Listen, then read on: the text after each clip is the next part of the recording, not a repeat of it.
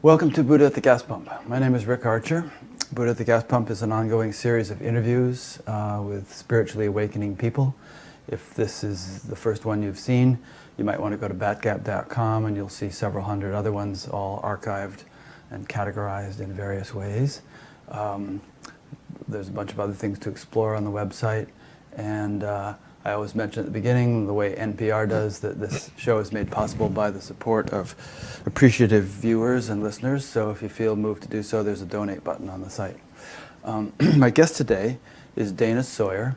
I had Dana on the show about 5 years ago when I was more or less first getting started with it. And I just listened to that interview the other day, and I thought it was a good one, if I do say so myself. We had a lively conversation. Dana has also been part of some other things we've done. He was part of a interview with Jeffrey Kripal, which you can find on the site, and he was a participant in the group conversation we had at Sophia University last October, and you'll find that on the site as well. Dana is a professor of religion and philosophy at the Maine College of Art and a lecturer on world religions for the Chaplaincy Institute of Maine. He has both academic expertise and experience in Hindu and Buddhist systems of philosophy and has an interest in the appeal of Asian religions for the Western mind. He has written a critically acclaimed biography of Aldous Huxley, along with the book we're about to talk about today, which is a biography of Huston Smith. Dana is his authorized biographer, and he lectures widely on the perennial philosophy. He lives in Portland, Maine, with his artist wife, Stephanie, and travels regularly to India. He's been there quite a few times, and as a matter of fact, he's going there in December, and if anyone would like to go with him, it's possible to join in on the little tour that he's leading of Benares and Rishikesh and places like that in India. And Dana and I have been good friends for 45 years. We first met in about 1971 when I was 21 and he was 19, and I came to his college in Connecticut teaching Transcendental meditation, which he learned. So, here we are. Again. Again. Yeah. And actually, Dana and I did this interview out at the SAND conference in October, but I'm glad we're doing it again. Well, we had to do it again because the audio didn't work for some reason. We didn't know that at the time, but we didn't get Dana's side of the conversation. And also, we were pressed for time. We only had an hour, and today we're probably going to end up going 2 hours like we usually do. And people might ask, you know, why is it? There's so many people out there these days who say that they have awakened. Some of them even use the word enlightenment, that they have realized their true nature. They've had some kind of non-dual realization. Many people say that it's an abiding awakening, that it doesn't come and go anymore. They know who they are. Many of those turn around and say to others, give up the search, you know, you are that. This is all there is. You don't need to do anything. And so, you know, one might ask, why am I about to interview a guy who doesn't claim any of that, who has written a biography of another guy who didn't claim any of that? So maybe that's my first question for you, Dana. Well, you know, is that a question? Is that the question you're It asking? kind of is, yeah. I mean, you know, why are we having this conversation? You know, I was going to thank you for inviting me on your program, but now you're asking me to justify my existence here. Yeah, people might say, well, who's Huston Smith, and what's the big deal? And he didn't even claim to be enlightened, you know, and so on and so forth. So why are we making such a fuss over him? And I mean no disrespect to Huston Smith, because I've thoroughly enjoyed your book, and I know some answers to that question, but I'd like to see what you would say, because I bet you that some people are going to ask that. Oh, well, I think, you know, the answer is a simple one for both Huston and I, and that is that both of us are academics in the sense that we, you know, write work for academic journals and teach at the college level, and have clearly read too many books, and that we're trying to defend the non-dual experience, that we're trying to, both of us have had careers in which we've tried to legitimate the validity of non-dual experience and mystical states of consciousness, and where for so long Western academics were really saying there are only three states of consciousness: waking, dreaming, and sleeping, and everything else is just woo-woo and BS and needs to be thrown in the circular file, then there are some of us who have had some of those experiences and who want to take them seriously. So I would say that's really the reason. And I would also say that you and Huston both are not only academics, but you have been experientially motivated all of your lives. You know, you've ardently sought that which you have also, you have ardently sought the experience of that which you have also attempted to understand and articulate. Exactly. Exactly. Yeah, so it's not a dry academic sort of thing. Some people think, I mean, people say to me, you know, stop thinking about it, stop reading books, this and that, all that can just keeps you hung up, you know, prevents you in a way from settling into the actual experience. Personally, I don't find that. What would you answer to those who say that, you know, enlightenment or awakening is not an intellectual thing and you're just going to tangle yourself up in complications if you keep pursuing it in an intellectual vein? I think they mistakenly believe that somebody who has a very rich intellectual life is necessarily only living inside of that intellectual perspective. Mm-hmm. This past summer down in Miami, I gave a lecture at a conference on the Myers-Briggs personality types. Mm-hmm. And so some people process their life through their emotions, some people process their life through thinking, some people are extroverted, some people are introverted.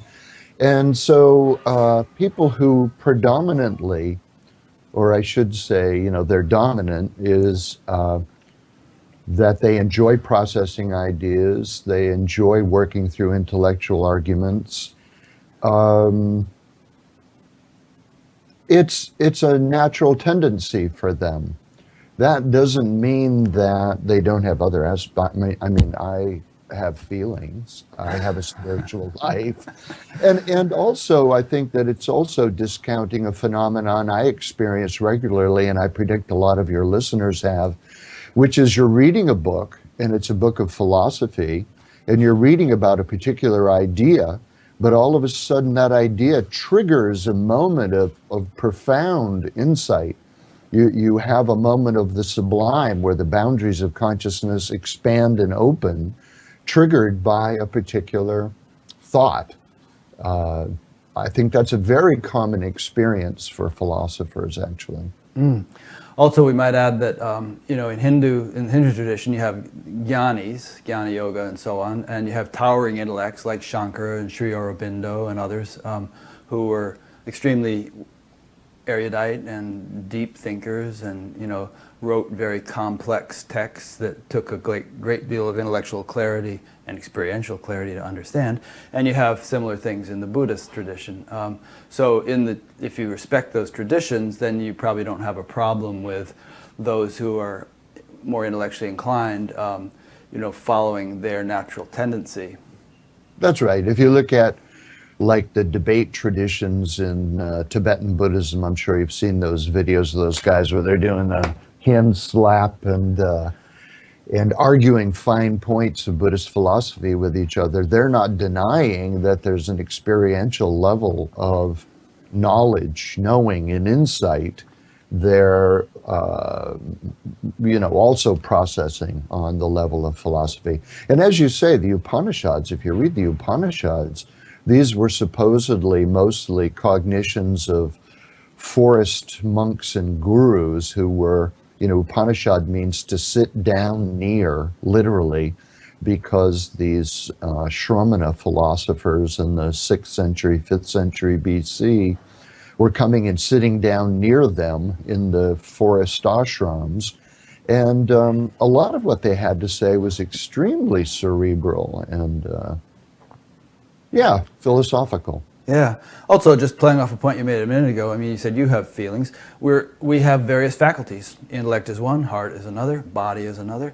And, you know, none of these things are mutually exclusive or really in conflict with one another. And there can be a holistic development in which, you know, transcendental experience and intellectual clarity and emotional fullness and all these things can blossom simultaneously.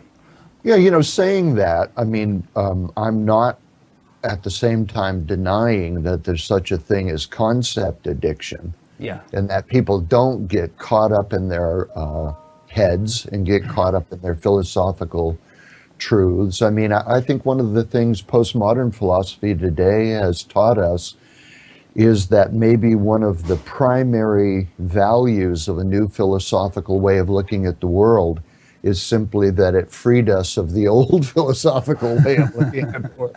That we tend to be too dogmatic about any particular system, and need some liberation from that. Yeah. You know, in Tibetan Buddhism, there are 4 specific philosophical models that are considered authoritative doctrine. And what's interesting about those 4 is that they don't all really agree with each other very well. So on some level, the Tibetan Buddhists are saying, yes, these ideas have facility because they're fingers pointing at the moon. I'm sure you know that analogy. But they're not the moon. That experiential knowing trumps all other, you know. Yeah.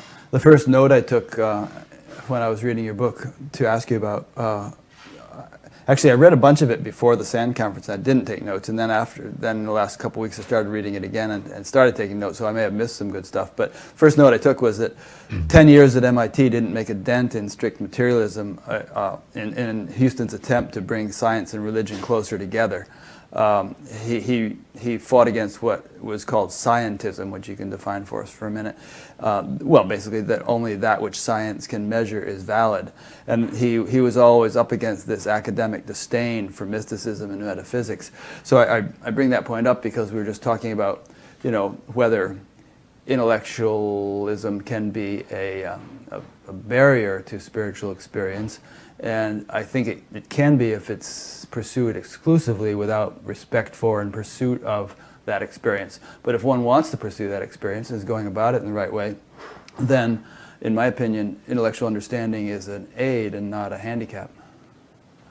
Yeah, I couldn't say it better. I mean, you're exactly right. I think that the problem Huston encountered, which is a problem that I still encounter at academic conferences, is a dogmatic materialism, that there is a dogmatic materialism that we bump into. You know, Dawkins is a good example of that. I think Sam Harris is a good example of that today. Several other people who, you know, that's what was going on at MIT, is this sort of exclusive focus on quantification, because you can't quantify these experiences perfectly, though neurophysiology is lending strong, you know, evidential support, then, okay, it doesn't exist. If you can't quantify it, it doesn't exist. You know, Russell said, what science can't prove, mankind can't know, which is a ridiculous statement if you think about it, because the first thing I would say as a philosopher would be, oh, can you scientifically prove that statement? Yeah. Okay, how would you go about scientifically proving the statement that only those things which can be scientifically proven to be true are true? You see what I'm saying? Yeah. Well, it's arrogant because it assumes that science is the ultimate means of gaining knowledge. And, you know, science is a relatively new thing, and who knows what we might have 1,000 years from now, or 2,000 years, or what they might have had 1,000 or 2,000 years before that we actually don't properly understand. So it's just sort of this self-important attitude, in my opinion, where, you know, we think that we're the latest, greatest, and that, you know, we're kind of at the pinnacle of human civilization, and no one, and that our tools are the only tools that are worthy of respect. Exactly. Yeah. Exactly. Okay, now let's keep this, we'll keep coming back to Huston. I've got plenty of notes here that are going to tie Huston into this, but I suppose he would have found a lot of these points we're making very interesting and very germane to, you know, the things that, you know, he spent his time on. So it's not like we're straying away from him, but... No, not at all. You know, I mean, if you look at Beyond the Postmodern Mind by Huston Smith, You see a lot of his arguments against scientism. You know, first of all, he was a defender of religion, so people say, well, look how dangerous religion is. Look at all the wars that have been fought over religion. Look at what's happening in Syria today with ISIS. By the way, I don't like calling them the Islamic State. I feel like to call them the Islamic State is letting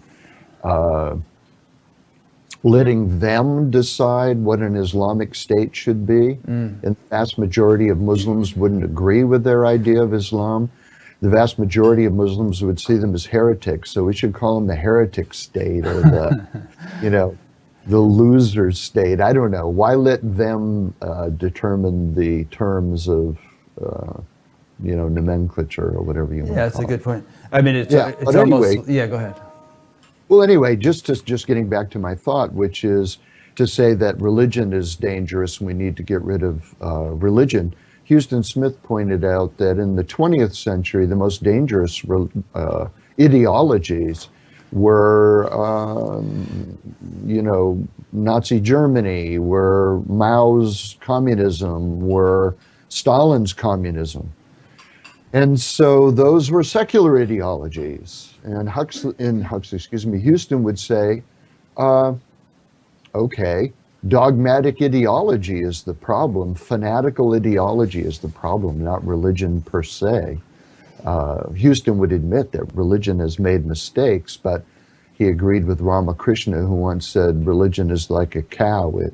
It kicks, but it also gives milk. You know, that would be his way of looking at that. Yeah. There are some interesting things discussed in your book about, you know, Huston's attempts to really reconcile his understanding of religions in their separateness and also their unity, and with his own experience, which, you know, he enlivened through various means, Zen and psychedelics and various other things. And one thing I found particularly interesting was he caught on to some philosopher, it might have been Schuon in this case, who helped him reconcile this by talking about how people are naturally either esoterics or exoterics, and I'm sure that's a broad generalization, and there's some crossover and mixture. But you know, the exoterics, those who are have a sort of outward orientation, kind of need the structure and discipline and ritual and rules and regulations that religions provide, and so it's not like that stuff is necessarily an obstacle to realization. It serves a purpose for those who need it. And as I read your book, I got a sense that was a real aha for Huston, and it also helped to contradict people like Huxley, who felt like religion had become so degenerated and corrupt that it was really an obstacle to enlightenment. Yeah. Yeah, Huxley was definitely not a pro-religion person in any sense of that. He really did feel like, you know, he totally felt that spiritual experiences were legitimate. He was an endorser of the non-dual experience. He called it the unitive experience.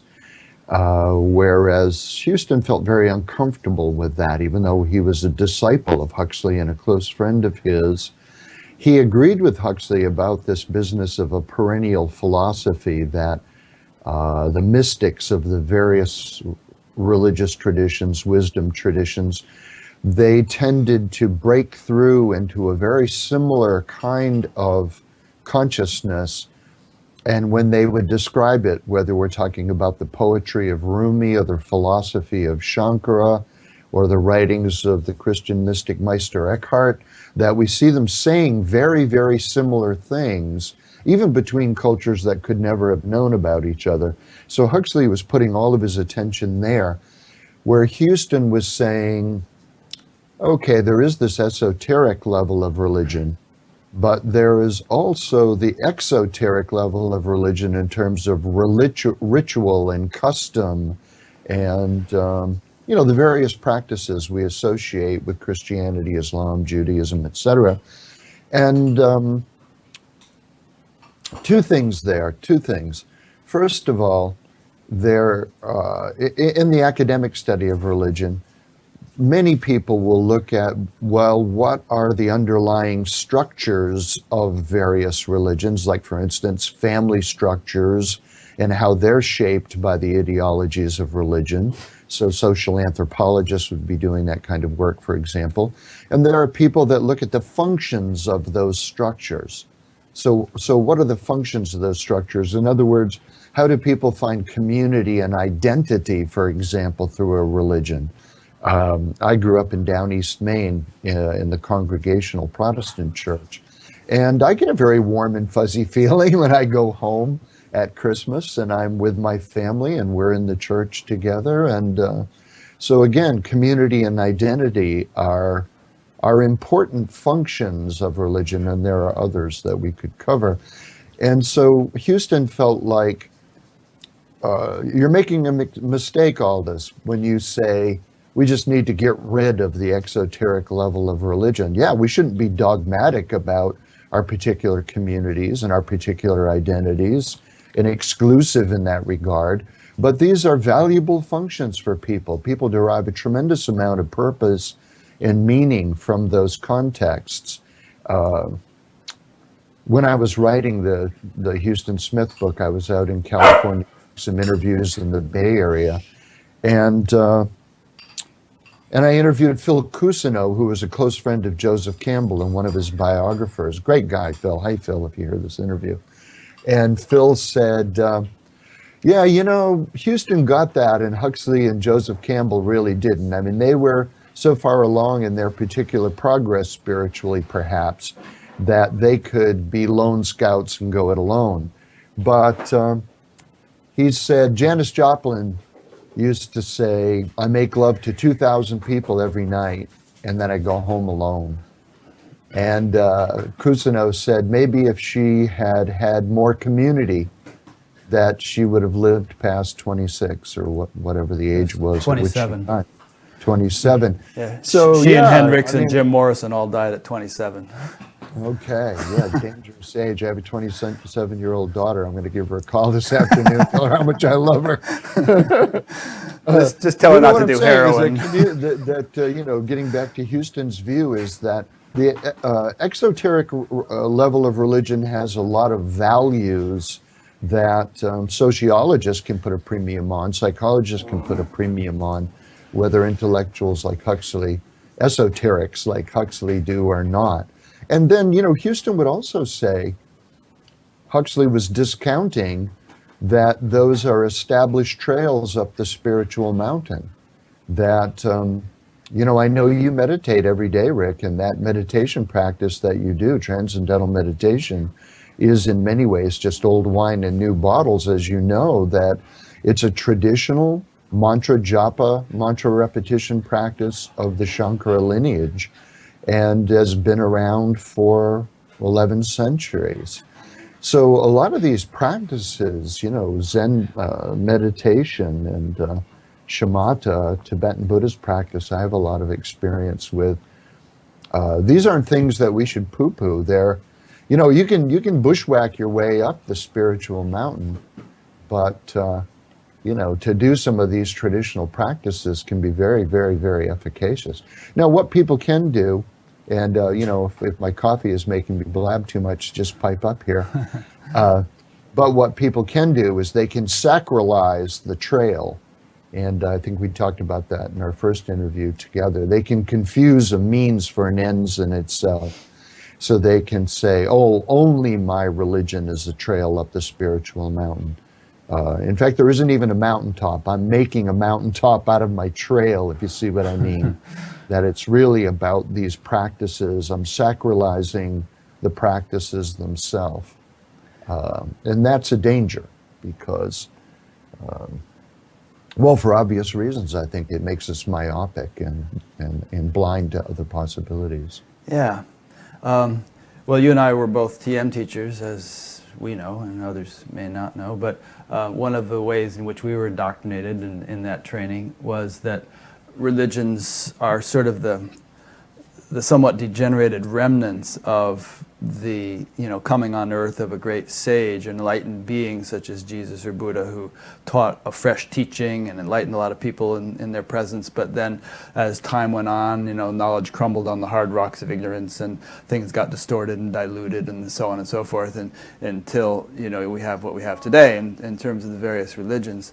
And Maharishi wasn't saying that we should do away with them all. He was saying if we can kind of bring in the transcendent, then we'll restore the original purpose of religions, and we'll breathe life into existing religions.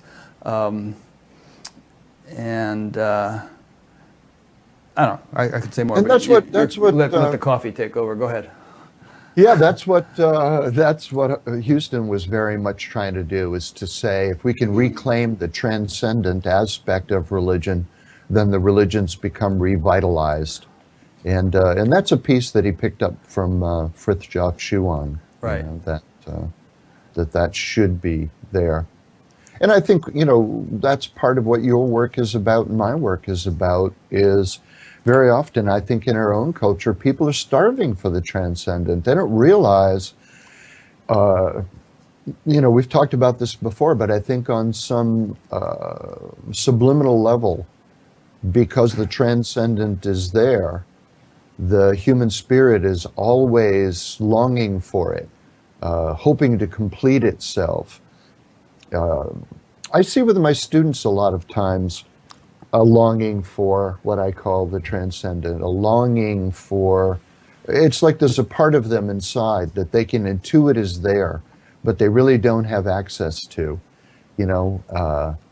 When my nieces were reading the Harry Potter books, and when they were reading the Twilight series about becoming a vampire, what I see in all of that, and other scholars have talked about it, is a longing for the transcendent. We don't want to be a muggle. We want to go to Hogwarts, and we want to learn to be magical beings. And I think that's what a place like Esalen is, for example, is a Hogwarts for adults, a place where people can go and learn how to make contact with that part of them that they profoundly long for. Yeah, I would go so far as to say that everybody in the world longs for the transcendent, that everything in creation longs for the transcendent. Every dog, every mosquito.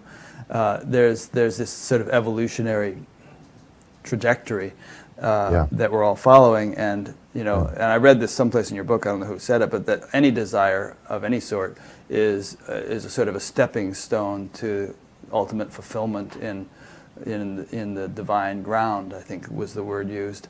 Go ahead and comment on that, and then I have another question. Well, I think, as I say, in our own culture, sorry, I'm just getting over a cold. I'm surprised people haven't figured out that you're just not going to be able to keep going to the mall and find fulfillment, that it isn't going to happen on the next trip.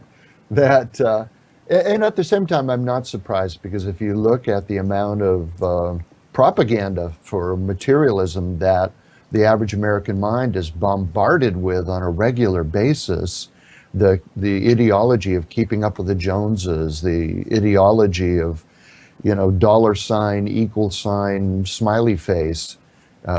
Money is going to do it. You're going to buy your way into some kind of profound happiness, even though we see in the United States the life satisfaction index has gone down, even as Americans' ability to buy has tripled. Well, I don't think, you live in Maine, right? And you're right next door to New Hampshire, where they have this serious heroin epidemic, and maybe you've got it in Maine too. We have it in Maine too. Yeah, and so, to take an extreme example, people should realize, of course, that if you shoot heroin into your arm, it's going to wear off in a few hours, and you're not going to be any better off. In fact, you're going to be worse off than you were before you did it. But people do it anyway because they don't see any. The quick fix is better than nothing, and they don't. I'm starting to give reasons for why they do it now, but it's not uncommon, and that's an extreme example for people to live their lives chasing the quick fix in whatever form, because they don't know anything else that will provide them relief or fulfillment. So I guess maybe temporary relief is better than nothing. That's right. I mean, I think that's a part of it. I also think it makes a kind of logical sense. If you live in a society that reduces the purposes of human existence, you know, the telos, the goal of human experience, to only physical comfort and pleasure, why not cut to the chase, man? Shoot some physical comfort and pleasure in your arm. I mean, and do you see what I'm saying? And I think in some ways there's a kind of logic to it.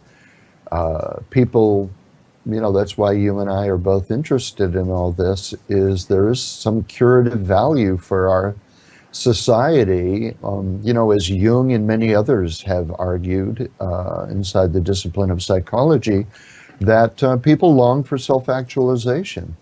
And if they don't have good social structures that cultivate that in them, then they flounder around, they flail around. Yeah. And seeing a lot of that today. Yeah, well, I know I certainly did a lot of floundering and flailing before I found this. And a minute ago we were talking about, you know, the fact that religions do have value, at least potentially, and we've been talking about how people really long for the transcendent. But the average person who gets involved in goes to church every Sunday, for instance, they hear some nice songs sung, and they hear a talk, you know, a lecture, a sermon. There's some little rituals and things like that. But you know, when I had to do that as a kid, it was like the low point of my week. My mother would drag me to church, you know, and it was like totally boring. I had no idea what was going on. I hated doing it. I would rather be outside playing baseball, and because there was, you know, had no concept of any kind of transcendental reality, and nothing that I saw and I also went to congregational church was providing it. So I guess the question is, you know, if religions have this value, is the exoteric structure of religion sufficient value for the vast majority of people, or perhaps is the exodus from traditional churches due to the fact that they aren't providing some kind of transcendent experience, and do they have the means of providing it, or would they have to sort of turn to other sources which have more or less specialized in providing it? For instance, you know, Thomas Merton went to India, and you know, Father Keating learned TM and then kind of molded it into the centering prayer, and perhaps found roots for the centering prayer in Christian tradition. And Huston, of course, tried all kinds of things looking for the transcendent. So to summarize that question, can religions on their own, as they are, pull themselves up by their own bootstraps and provide the deeper experience that people are inherently craving, or do they need kind of some cross-fertilization from other traditions which have been a little bit more clear about that deeper reality in order to resuscitate themselves? Yes. The latter? No, that was a whole family of questions. Okay. You know, there's so many things to say in there. I mean, Huston was born in 1919 in China into a family of Methodist missionaries. And so he grew up with his only view of foreigners, and he was a foreigner, being that they were profoundly religious people. And, you know, what came across to Huston is that we're in good hands, that God loves us and all of this. And what came through to him from his mother was that he should respect the indigenous religions of China. She had also was born and raised in China and could speak fluent Mandarin, as can Huston Smith. And so she had a lot of respect for Chinese culture, and from the, you know, from childhood made sure that her three sons learned how to speak Chinese. So there was a lot of respect. Which is more than you can say for a lot of missionaries who go around the world. Well, that's right. That's right. I mean, his father was definitely an old school, express your Christianity primarily through Christian love. And, well, for instance, his father, when he got to Suzhou, where their mission was, the first thing he built was a hospital. And the second thing he built was a school. And the third thing he built was a church. Mm. So, I mean, it shows his priorities in terms of how he expressed his Christianity. But what I wanted to get to relative to your, family of questions was that, was that Houston came to believe something that maybe you experienced when you were in church, which was that he respected it tremendously, and he saw some magic happening for his father and for his mother and for one of his brothers, but there was something missing for him. And what he came to theorize was that, as the Bhagavad Gita says, there are basically spiritual personality types, that not everybody is drawn to the path of devotion, bhakti. And that was really his parents' path. It was about devotion to God in the form of Jesus. And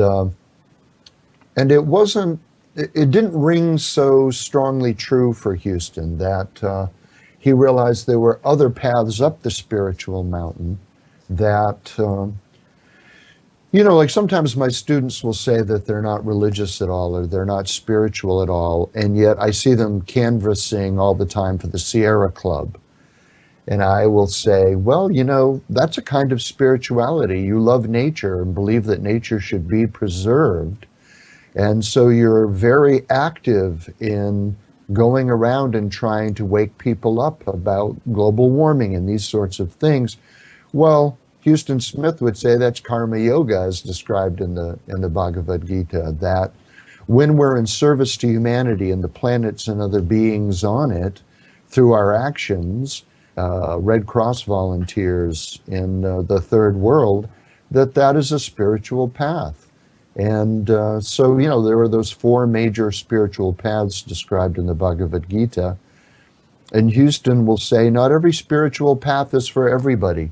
Not everybody finds their true home relative to their own spiritual personality type and the tradition they were born into. Yeah. That's one answer to all that family of questions. Yeah.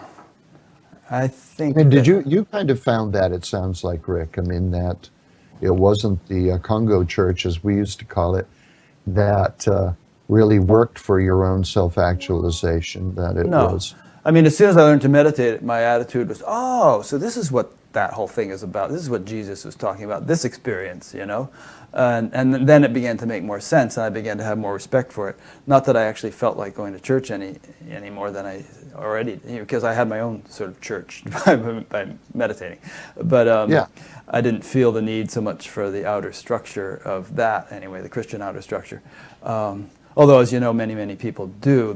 They'll go off on a spiritual quest, and then they'll come back to Judaism or Christianity or something and integrate that into the tradition they grew up with.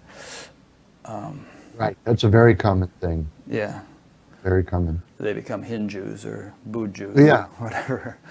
Yeah, well, those esoteric payoffs of religion, as I say, community, identity, etc., those are strong attractors for some personality types. And so here in Fairfield, the synagogue is very active, and all these sort of people who've been meditating for many decades are all just enthusiastic participants in it, and it's a meaningful thing for them. So. Yeah. All right, let's keep going. I got lots of notes, and you sent me some questions, and feel free to throw in anything at any point that comes to mind that I'm not thinking of that you want to talk about. Okay. So I think just to make sure we've covered it, you've mentioned it, and most people understand it, but it would be worth defining perennial philosophy briefly, because we may refer to it elsewhere in the interview, and it's a good thing for people. It's a good term for people to understand. Yeah. Well, it's simple and straightforward in some ways, but to put it in a historical narrative, in 1937, Aldous Huxley sailed on the Normandy from England to New York. And when he was traveling with his wife, he was also traveling with a guy named Gerald Hurd, who's a very interesting figure. It'd take a while to really explain Gerald, but he's in the book. Gerald was interested in mysticism and got Huxley interested in mysticism and said, hey, we're going to California. We're going to drive to California from New York. So we might want to study with a Swami who's out there, a Swami of the Vedanta Society named Swami Prabhavananda. And they did that. And when they got to California, they were studying with Swami Prabhavananda. He was teaching them a Hindu meditation practice. And inside of his teaching was this idea of a Sanatana Dharma, an eternal religion, that we live in the world, and implicit to our relationship to the world, there is a natural spirituality, that the cosmos has a spiritual dimension, broadly defined, and that we must have a natural relationship to a spirituality. So people in all traditions, as they self-actualize, move further into their awakening, wake up into the reality of this singular spiritual tradition. Anyway, Huxley being, having an IQ somewhere north of 200 and an encyclopedic memory, one time for the New York Times, he reviewed the most recent edition of the Encyclopedia Britannica, and his friends, Edwin Hubble, whom the Space Telescope is named after, Igor Stravinsky, and others said he never forgot any of it. He remembered the entire thing. So here's this enormous intelligence, this enormous, incredible memory and access to knowledge. And he said, well, to Swami Prabhavananda's idea of an eternal religion, let's find out.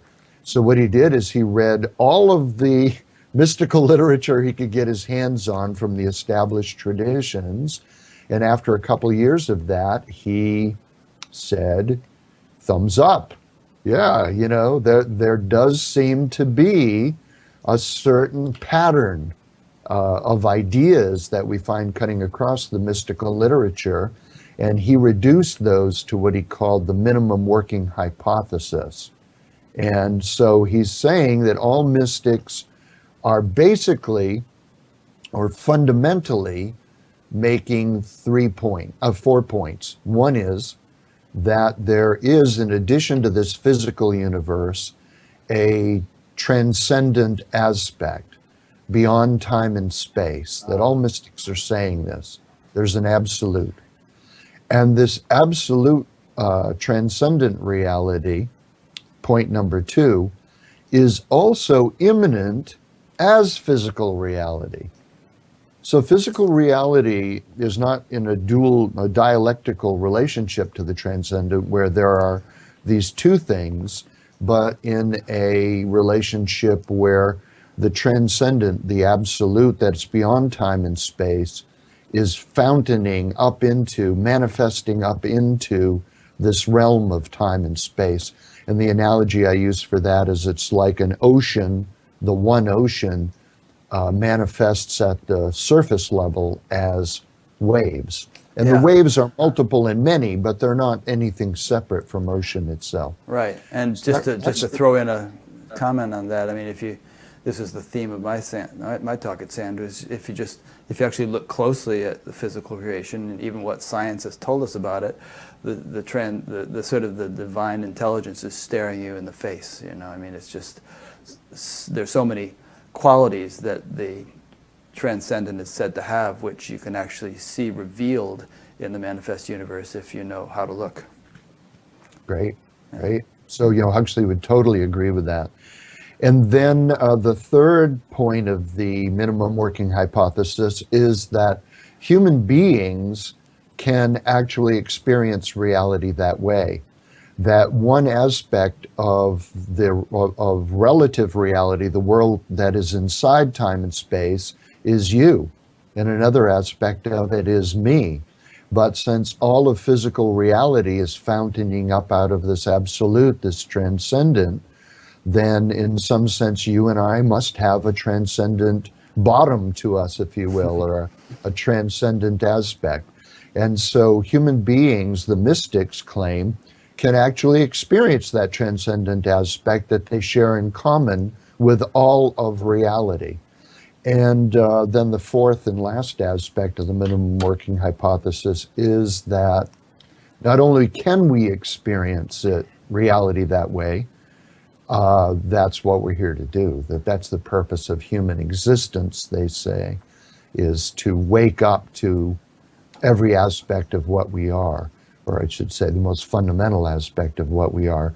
So when our relative consciousness is experiencing that, what Meister Eckhart called the divine ground of being, that transcendent aspect, that's what Aldous Huxley and Huston Smith term the unitive experience, or, yeah, Nice. non-dual experience, you and I would call it. And related to points 3 and 4, there was someone in your book whom you quoted and whom Huston found exciting, who proposed that the very sort of mechanics of creation are such that more and more sophisticated, complex forms are evolved for the very purpose of the divine ground experiencing itself, as if it sort of continues to create forms which are more and more capable of enabling it to know itself as a living experience. Yeah, and this is, this is thinking, I've been reading a lot of Friedrich Schelling lately, the 19th century German idealist philosopher. I recommend Schelling, by the way, to folks out there that are watching this podcast. And Schelling believed in, see if I can unpack this for you very quickly. There's the idea of pantheism, that God is in all things. There's, in animistic religions, there are gods of mountains, like Mount Fuji in Japan.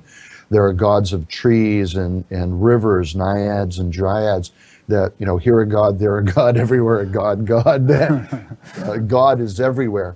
And then there's a concept in the academic study of religion, panentheism, which is saying not only is God in everything, but everything is God. That, back to the analogy of the ocean and the waves, that if God is the ocean, then the waves are little discrete moments of God. That, Rumi once said, "You're not a drop in the ocean, you're the ocean in a drop." Yeah. And so that plays into this. But then there's what Schelling and others have. It's a viewpoint that's termed evolutionary panentheism. And what that means is that on the physical level of being, reality, later on, people like Thierry de Chardin, post-Darwin, are saying, when we look at physical evolution of species from a Darwin perspective, then, evolutionary panentheists would say what nature is trying to do, and nature here is basically synonymous with God in this particular instance, is evolve beings that have a nervous system complex enough to wake up to the reality that they are the ocean, that the waves are trying to realize their oceanness. And in a sense, well, not in a sense, in actuality, for Schelling, this was the idea that where God's eyes and God's fingertips on some level, that right now as you're sitting here and you're an active consciousness, you are, an aspect of the rays of God's light that are active in the world, and to act most enlightened, in a most enlightened fashion, we need to fully self-actualize, plug into the source of our awakening, which is, God / the absolute / the ocean. Well, from now on, if anybody asks me what my religion is, I'm going to tell them I'm an evolutionary panentheist. Okay, good. See, that's good. Because that resonates. That's like totally rings a bell for me. Well, for me, that's very descriptive. And what's wonderful about it socially is it's confusing enough that they won't get mad at you. Yeah. They'll go to talk with somebody else at the cocktail party, Yeah, they'll kind of run away. Oh, no doubt. That's my tactic with fundamentalists, if they call. I start talking astronomy with them and going into the size of the galaxy and the size of the universe, and if Jesus lived only 33 years, was he on tour, and going to all these other undoubtedly inhabited places, and they say, "Oh, well, nice talking to you." I'll talk to you later. Yeah, I bet they really enjoy you for that. I thought of something to say relative to the 4 points about the unity of knowledge. Okay, go for it. Well, one thing I think that's important is that when Houston takes up that piece of esoteric religion, one thing he often will point out is that we can say, okay, Rumi has these mystical experiences, Shankara has them, et cetera, et cetera, et cetera. Buddhists have, luminaries like Kshobhya or somebody. But what about the average person? And he believes, and I believe too, that all people have these experiences. They may not know necessarily how to interpret them relative to what we're talking about today, but the experience is there, and they place a value on it. I gave a workshop. Well, Gallup has done surveys about this sort of thing, and large percentages right? of the population claim to have had mystical experiences of some sort. I did a workshop down at my friend Alex Gray, the painter Alex Gray's facility down in New York last spring. And what I started out with was asking the audience, tell me about your most sublime experience. Tell me about something that's become a touchstone that you keep coming back to as valuable in your life. And one woman raised her hand and she said, I was walking down the street in New York City one day, and I felt like every person I saw, I knew them.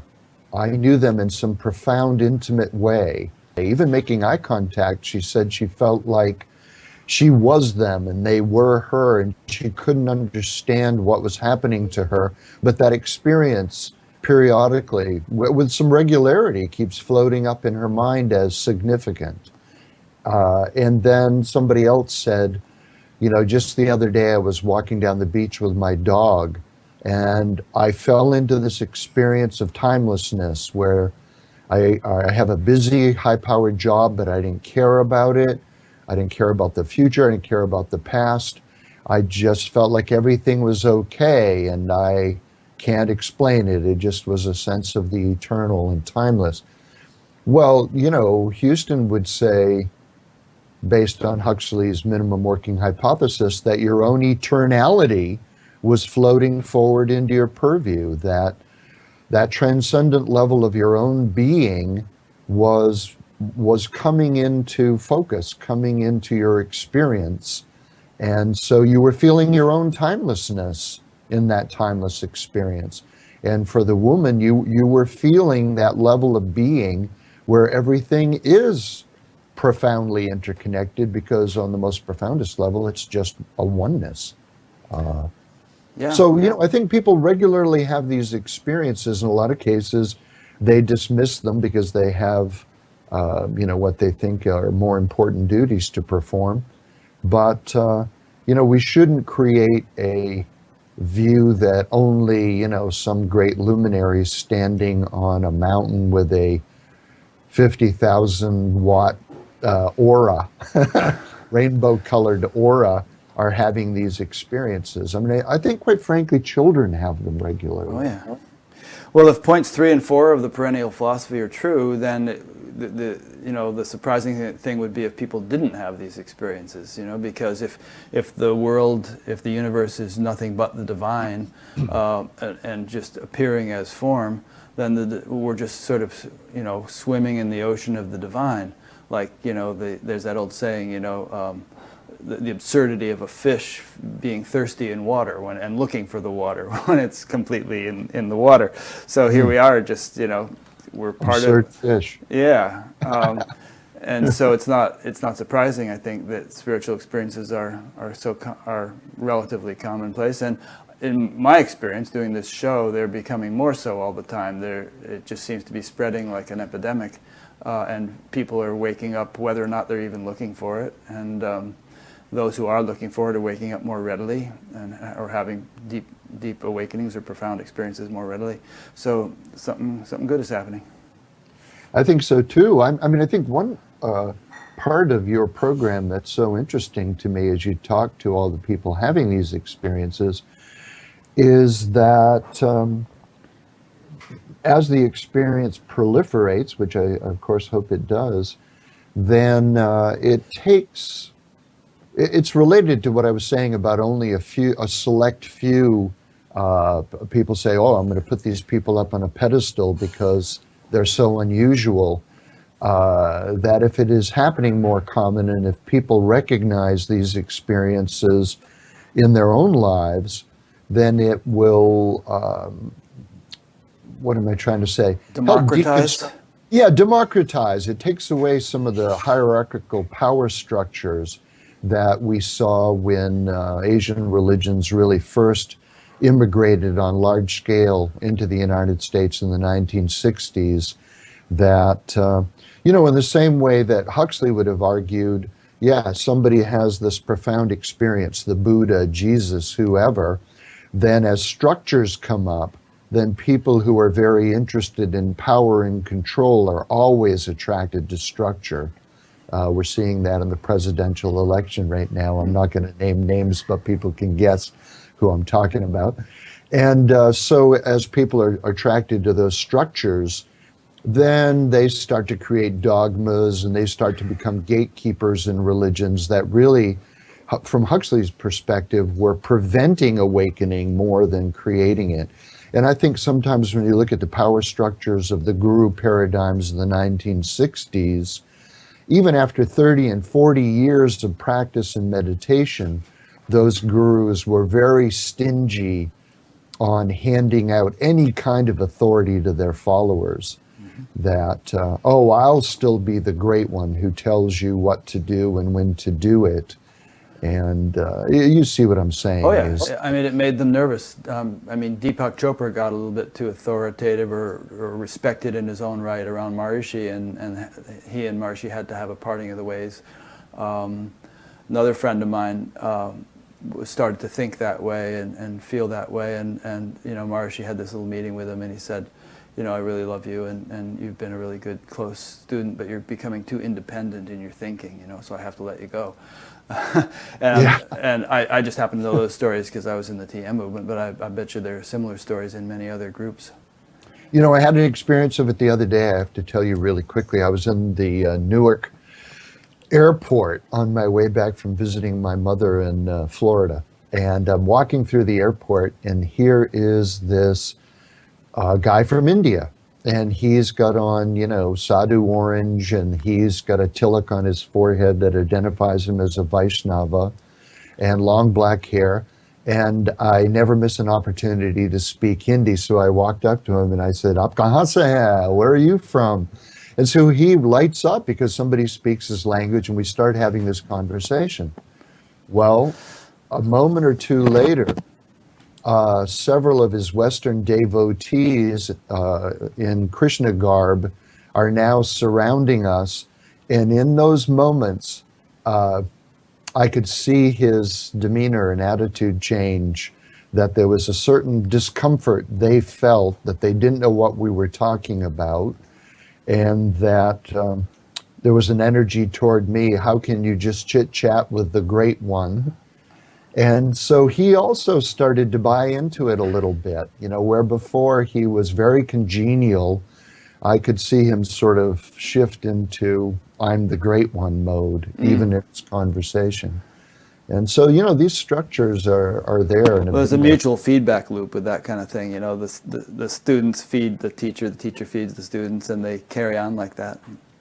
Exactly. Yeah. They feed the dynamic. Do they feed themselves in a larger way? The answer's got to be yes and no. But anyway, for Americans, where there's this idea of kind of the sovereignty of individual choice, or there used to be, Phil Goldberg, our friend, said in American Veda there was such an interesting irony in the 1960s of the most anti-authoritarian generation in the history of the United States surrendering all authority to gurus. What a funny dynamic that was. But, once burned, twice shy, and I think increasingly because of what you say, Rick, about the experiencing being recognized more often and more people having a richer, fuller version of the experience, that we're seeing a more, democratization of the unitive experience. Yeah. I hope so. I hope we are.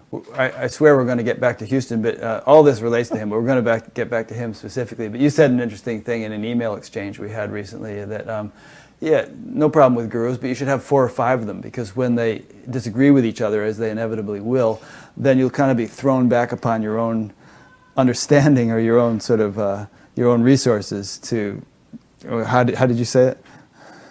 Well, you'll realize that you're going to have to make up your own mind. Ultimately, it's your journey.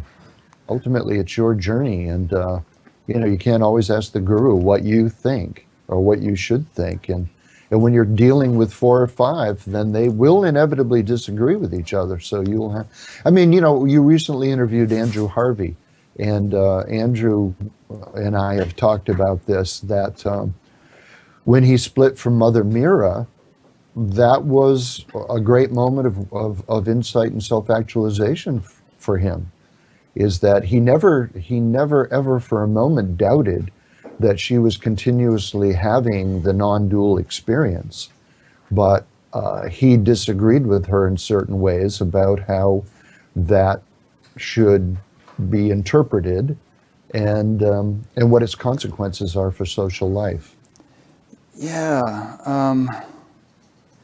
Which leads me right into a quote from your book.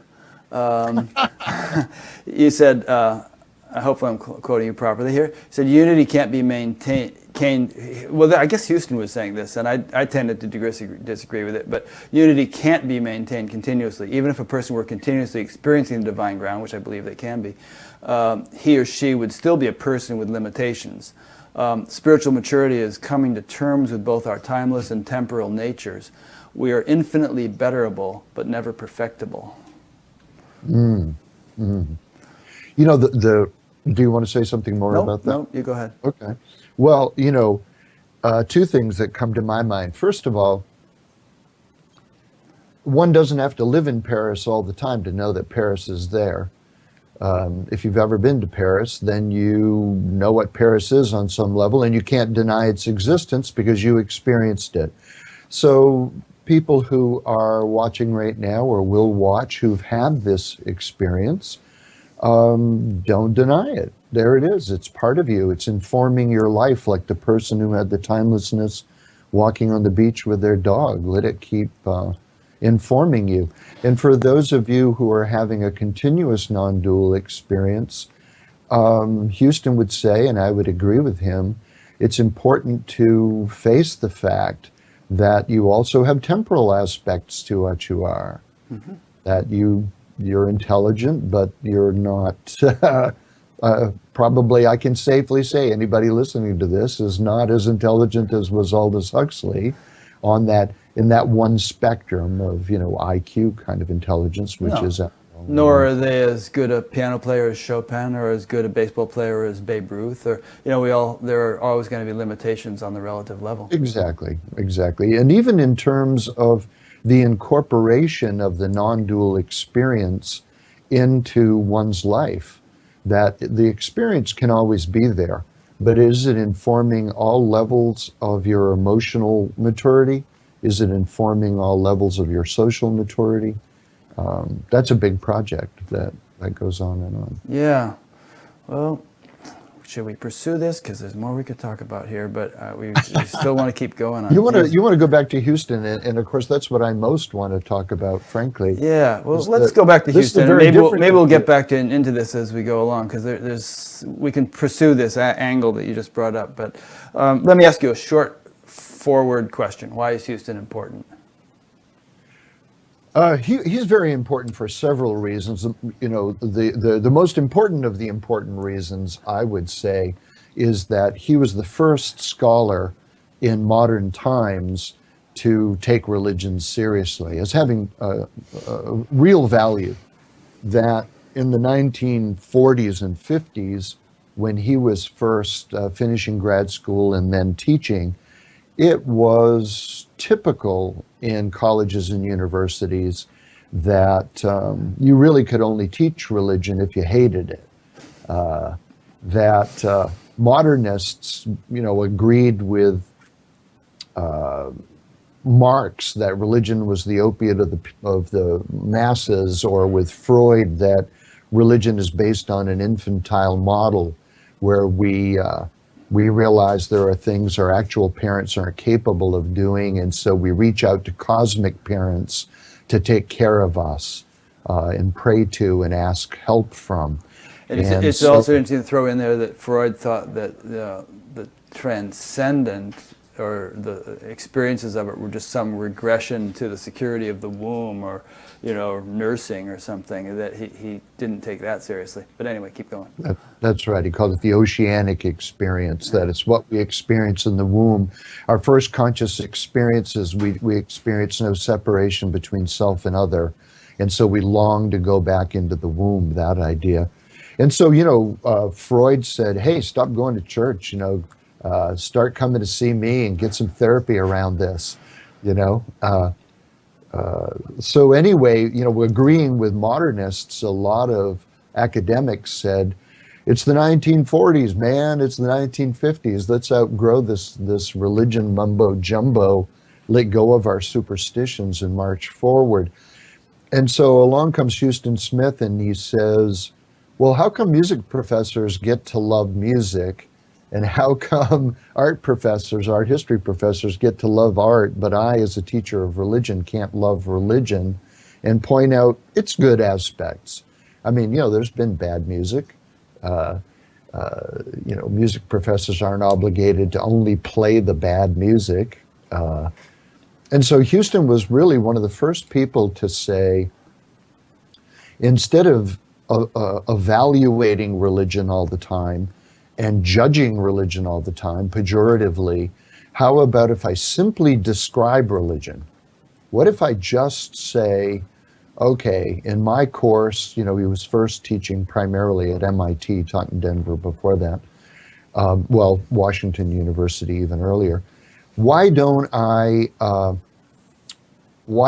describe the religions in such a way that proponents of those religions would at least recognize them? Why don't we start there? And so that's what he did, when he wrote The Religions of Man back in the 1950s, 1958 it came out.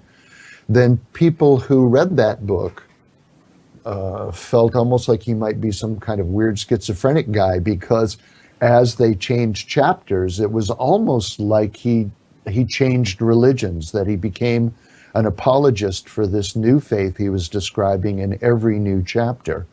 As I read your book, I got the sense that it was Huston's humility that enabled him to do that he didn't have a particular axe to grind or viewpoint to defend or impose upon others, and that made him capable of appreciating all the different traditions and religions, because it made him capable of approaching them respectfully. I think that's exactly right. That's exactly right. He, in my experience, has always been a very humble person.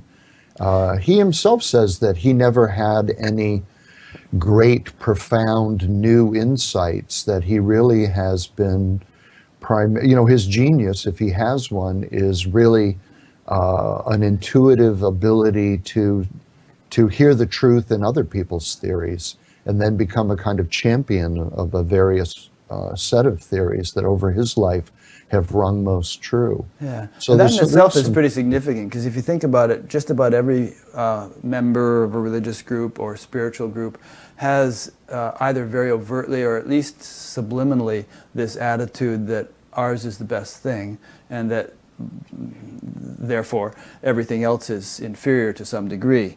Many wouldn't say it, some do say it and pound it into others, but there's just sort of this attitude, and you get the sense that Huston was really free of that and just approached everything with a kind of a childlike openness. I think that's exactly right. Two thoughts that come to my mind. One is when I interviewed Deepak Chopra for the book, he said that he had read Huston Smith's The Religions of Man, Now the World's Religions, which is still in print, 57 years later. He had been amazed by it. as a 14-year-old boy in Delhi, he read the book and shared it with his father. Arvind Sharma, another Hindu academic, told me that when his father read the book, also in Delhi, he said, "Wow, this guy is understanding my religion even better than I do." And so, you know, there was that deep desire to present the religions, describe the religions in a way that was authentic and in a way that their followers would recognize. And then, okay, now I've forgotten the second reason that I wanted to. Well, I'll just throw a question at you, and probably it'll come Yeah. to mind when you have a Yeah. moment. I want to go through some more of my notes here. Well, I want to sort of trace through Huston's life quickly in terms of the various spiritual paths that he delved into, Yeah. and that'll sort of give us a better sense of the man and what kind of experiences he went through. But I don't know. We can do that. If I'm torn between asking you all these other questions. And, well, you know, one thing that, and it relates to what we've just been talking about. The reason he was so well able to describe these religions is that he apprenticed himself out to proponents of the religions. He said, "Okay, let me read their sacred texts, let me read what their apologists say, and let me apprentice myself with swamis or rabbis or Sufi masters, or mullahs or yeah. And so he did that, and in some cases, like he studied with Swami Satprakashananda, another monk of the Ramakrishna order, for 10 years. He studied Zen Buddhism with D.T. Suzuki for 10 years. He would, you know, he went to Japan to study Zen Buddhism at Myosinji. So there was this point in the book where he was in this Zen monastery on a retreat, and for like 8 hours a day he had to sit in lotus or some such position, contemplating if so-and-so says that a dog has doesn't have Buddha nature, but such and such says that even a blade of grass has Buddha nature, how do you reconcile this? And he had to think about that for 8 hours a day or something, in pain because of his sitting position. And I thought, God, what an arduous path. I could never have done anything like that. Well, there's lots to say about that, but I mean, it does show his commitment. His determination, which is extraordinary, yeah. And his humility in that he really just wanted to get it right in terms of each one of those descriptions, you know, that part of it. Yeah, so there was Hinduism, the Swami Satprakashananda. There was his serious application to Zen practice. And perhaps you might want to say a little bit more about that. But then he found himself in Cambridge teaching at MIT, and he ran into Timothy Leary. And he ran into Timothy Leary. And so you hold that thought, because my other thought just came back. And okay, good. We won't forget Timothy Leary. Yeah, that, you know, Huston felt like when he was studying each one of these religions, that this esoteric aspect of religion kept coming up in his experience. That, you know, perhaps partially because he was looking through that Huxleyan lens of the minimum working hypothesis, but that as he did apprentice in each one of these traditions, then he kept feeling like, wow, there's something to this. He didn't report it very often in his early writing, but on the experiential level, he could see those as viable pathways, you know, into non-dual experience. Yeah. I think Ramakrishna did something similar, didn't he? Where he kind of like, even post-awakening, he, or whatever awakening is, he applied himself to various spiritual traditions and went through all their rituals and paths in order to kind of like climb the mountain from that angle and then from that angle. Yeah. Yeah, I mean, I think there are several people that that have done that, but I would agree that Ramakrishna was one. Yeah. So then Timothy Leary. And that's a fun story in ways. When I wrote the original manuscript for the book, the editor said, "Wow, you spend a lot of time talking about Huston's interaction with Timothy Leary and Ram Dass, you got to cut this down somewhat because it's a major part of the story. And I found that I could only cut it down so far because it was so, not only just so darn much fun to talk about, but there were so many relevant, there was so much relevant information in there relative to not only Huston's journey, but the journey of a lot of people in our age group who lived through the 60s and experimented with psychedelics and all that. So Huxley had written The Doors of Perception back in 1954, 1955, and it covered his experiences with mescaline. And what had happened was there was a man named Humphrey Osmond up in Saskatchewan who was a psychiatrist, and he was working with mental patients, and they were using mescaline as part of a treatment program. Well, those people started to report that they were having what seemed like mystical experiences. Humphrey Osmond didn't know anything about mysticism, but he had read Aldous Huxley's book, The Perennial Philosophy, 1945, in which he had talked about this minimum working hypothesis and this pattern of experiences that cut across the mystical traditions. So Osmond said, hey, maybe Aldous Huxley would be able to make sense of my patient's experience. So he sent some letters to Aldous, and they started a correspondence. Aldous said, maybe I would recognize it as valid mystical experience or not if I tried it. Well, it wasn't against the law, and Osmond was coming to a professional conference in Los Angeles where Aldous was living, and so he brought some mescaline with him. And so Aldous Huxley tried mescaline, 1954. And, you know, to use a euphemism from my generation, he broke on through to the other side. He definitely had a mind-blowing experience. He felt like for the first time he had really had a profound experience of non-dual consciousness, of the beatific vision. And that's what he wrote about in The Doors of Perception. Okay, fast forward almost 10 years. It's interesting, just as a side note, that as Huxley was dying, as he died, he had his wife inject him with LSD because he wanted to go out with full consciousness of what of the deeper dimensions. Yeah, you know, I talked with Laura, his wife, about that. I mean, she injected him twice, actually. And Timothy Leary had brought the substance to them while they were there.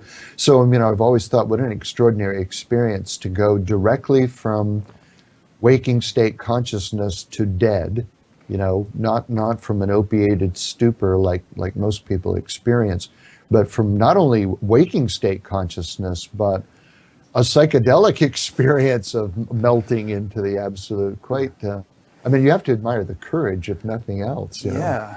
Incredible. Yeah. But anyway, what happened was Timothy Leary, now we're talking about Timothy Leary almost 10 years later, had come to Harvard and was a very well-respected psychologist at that time. He had a book out at that time on human personality that was basically the book, and that's why they brought him to Harvard. Well, he had an experience on psilocybin down in Mexico, I think in Zihuatanejo, but I'm not sure. And he said he learned more about psychology in 4 hours on this substance than he had learned in his entire PhD program. Well, anyway, he wanted to create a research program at Harvard using psilocybin, which eventually became called the Harvard Psychedelic Project. And again, it wasn't illegal at that time.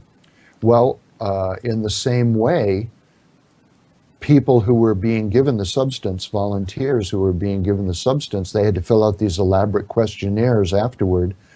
They seemed to be describing mystical experiences. So Leary got a hold of Huxley. He said, what do you think? Huxley said, I don't have time to work on this right now. But one of my very close friends, Huston Smith, is teaching right there in your area at MIT. You're at Harvard, he's at MIT. Why don't you ask him? He's got some real, expertise in this area. So Timothy Leary got a hold of Huston and said, would you look at these reports, these questionnaires? And so that's exactly what happened. Huston looked at them, was inspired by them, and went the experiential route that Huxley had gone. He got Timothy Leary to give him some psilocybin. And, it was kind of joined the project. Yeah, it's interesting and sad to consider the direction that Leary's life went in. There's a quote here from Huston, I believe. He said, "Drugs appear to be able to induce religious experiences. It is less evident that they can produce religious lives." And he talked about traits over states. And then there's Alan Watts, when you receive the message, hang up the phone. But it was perhaps an interesting lesson for everyone to see how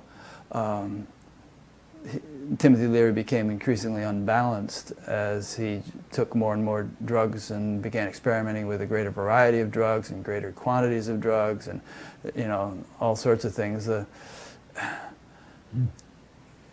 I think there's a cautionary note here for since we're talking about hallucinogens in a rather a way that might almost seem to recommend them. There's a cautionary note that it's not something that one necessarily has to do or should do or anything else. It's something that these guys did, and that there's other methods, I would say.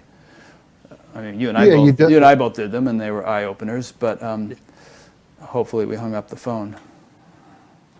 Well, on the should we hang up the phone? One inconsistency that I've heard in that message from Huston Smith is that when he talks about psychedelic use in America, he often says, once you get the message, hang up the phone. And yet at the same time, he became a great champion of the Native American church, which uses peyote as their sacrament. And they continue to use it as a sacrament throughout life. In some ways, I see that as a kind of disconnect in his message. I mean, and I didn't get to this chapter in the book yet, but there's a peyote chapter later on, towards much later in his life, peyote and Mazatlan. So you can't just sort of generalize anything, but I totally agree with you, Rick, on that Huston is saying, well, okay, Tim, you're encouraging all these young people to take psychedelics and turn on, tune in, drop out. I don't agree with you. In 1966, there was a conference on psychedelics, an academic conference, primarily in Berkeley, and that was when Tim Leary, gave his turn on, tune in, drop out message to the youth of America. And when it came Huston's time to speak, he was probably angrier than he's ever been in his life. He's a very kind, gentle person, and he saw that as totally irresponsible. That, you're 14 years old, you're 15 years old, and you're told to drop acid and reject, the entire society and culture you've come from. He couldn't agree with that.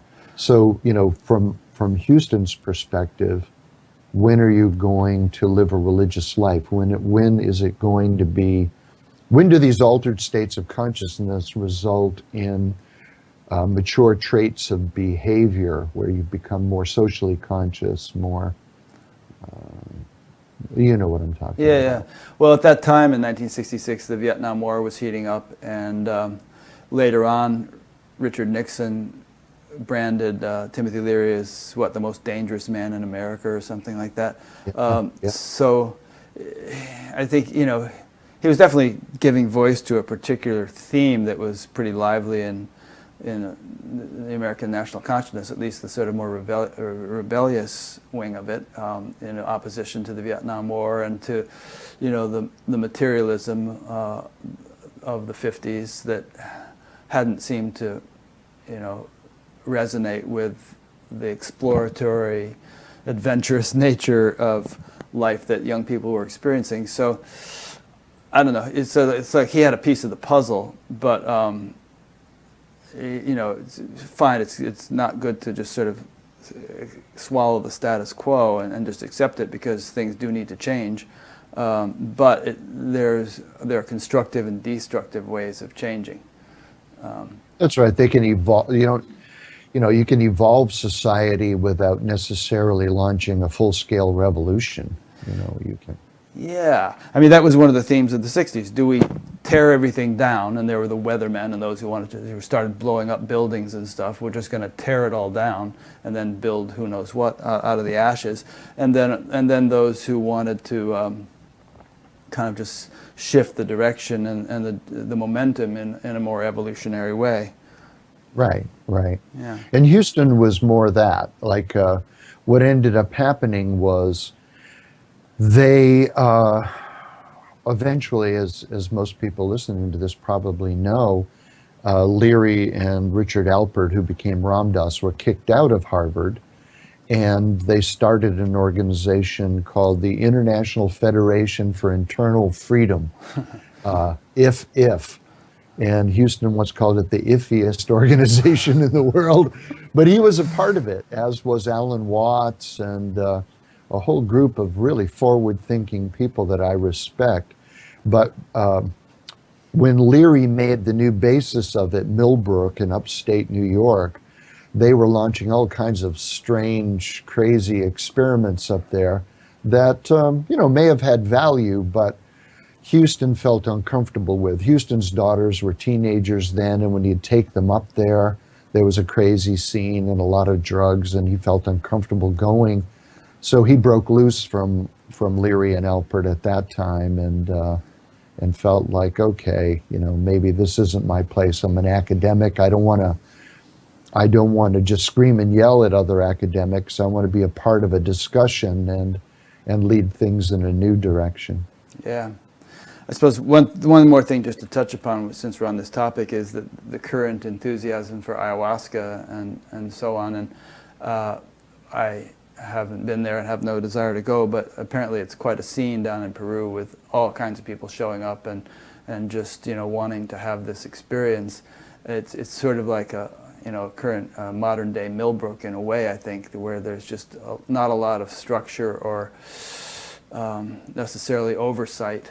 And they're for every really legitimate place that you can go to have that experience. There are all kinds of people, just opportunists, trying to cash in on all the moneyed Westerners coming down there. So I don't know. I just feel like it should. And I have friends, even people who volunteer and help Batgap, who have gone there and done that. But I've also heard of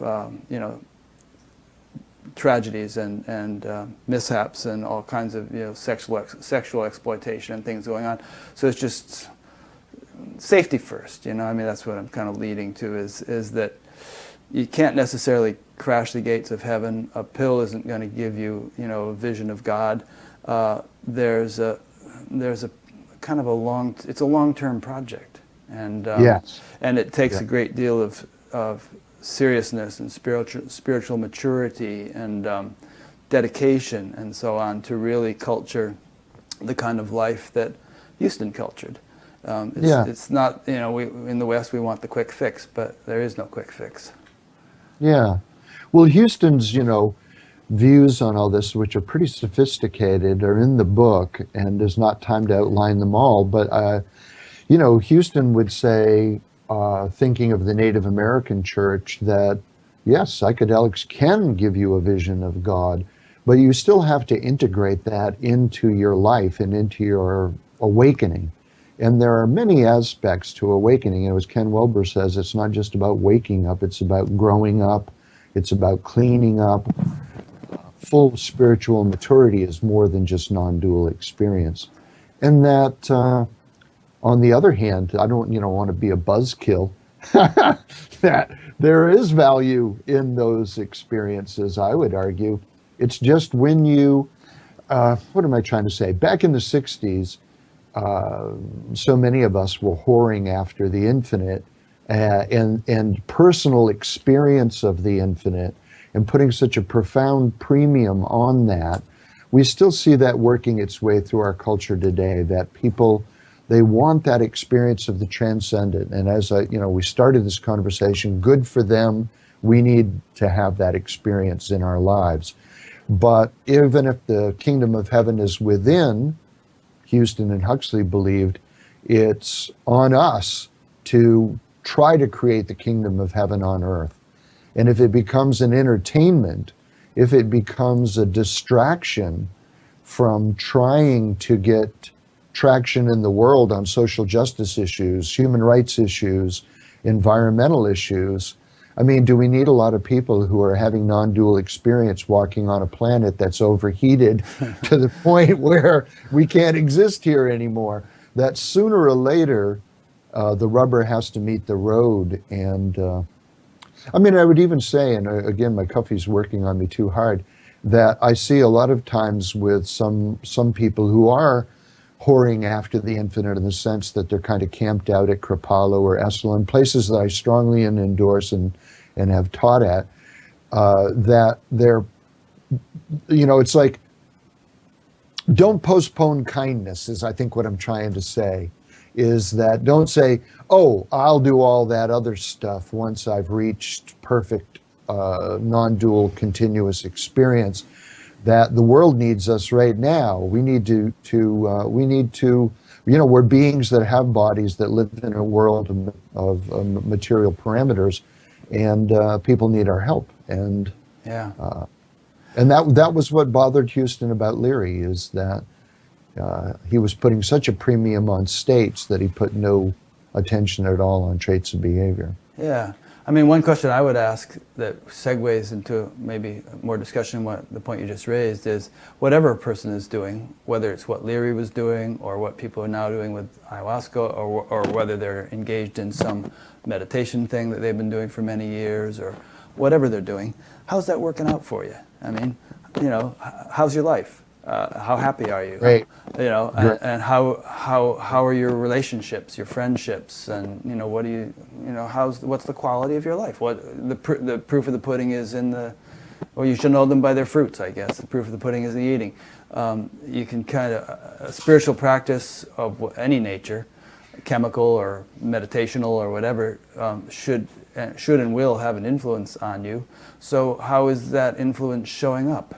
And exactly. And might it be time to try something else if things aren't going so well from what you've been doing for yeah, like how do you get along with your mother?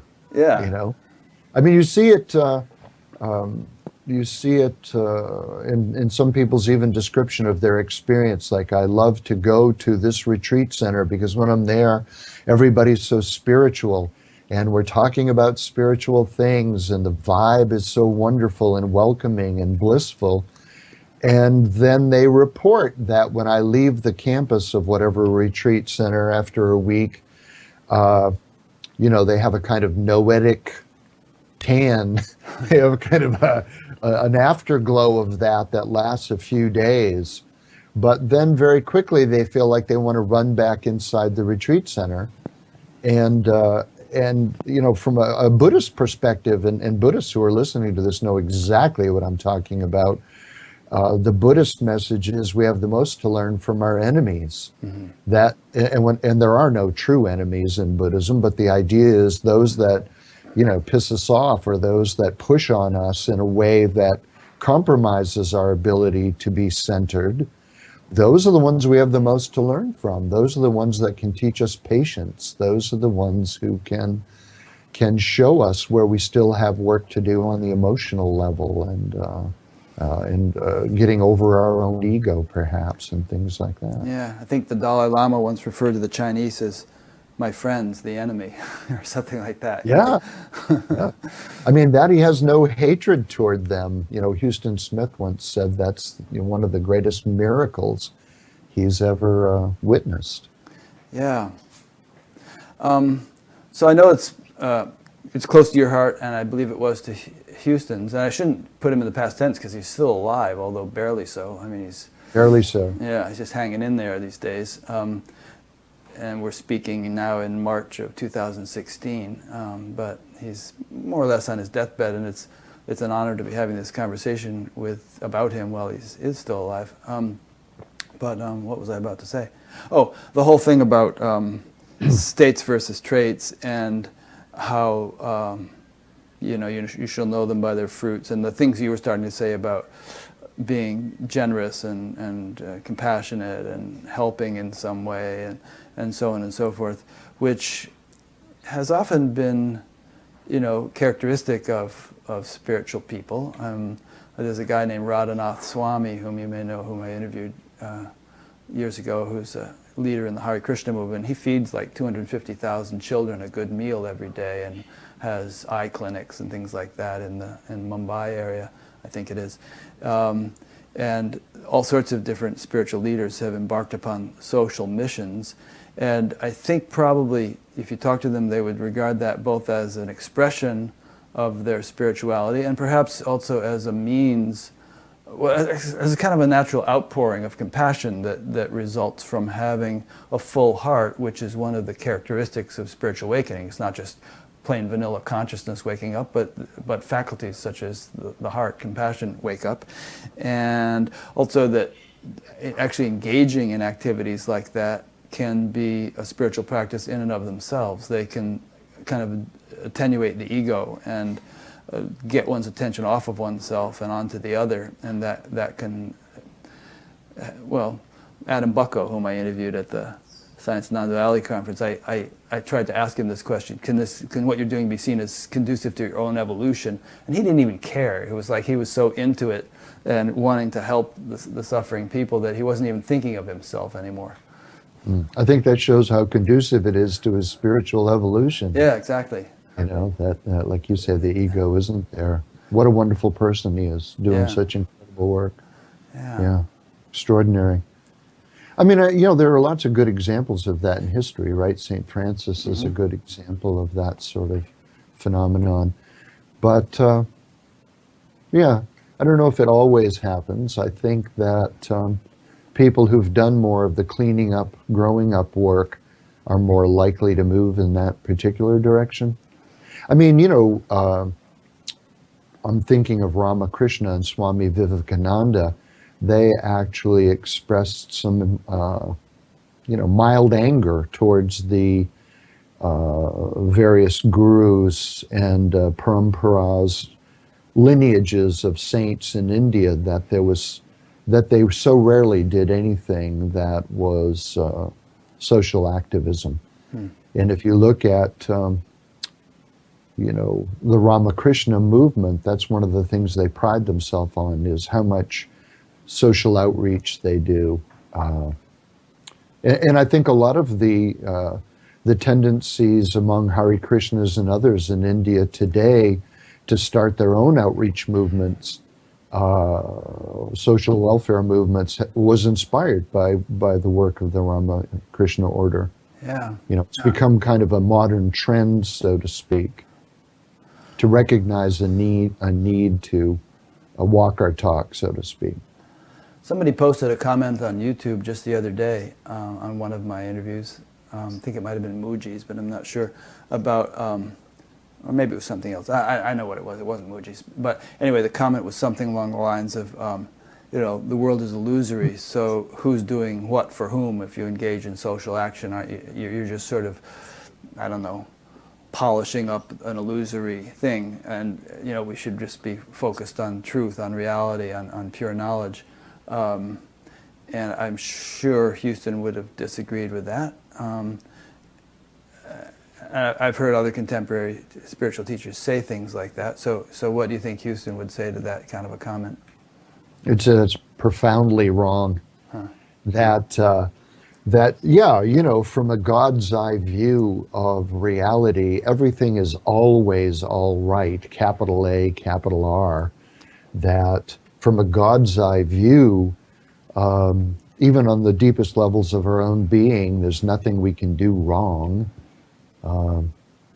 But down here in the world where people bleed and where people starve to death and where global warming is taking place, on this level, we should most definitely get involved in, can you imagine, I'm suspecting that the Jews who survived Auschwitz like this idea that the camp shouldn't have been liberated because what difference does it make on the God's eye level of things?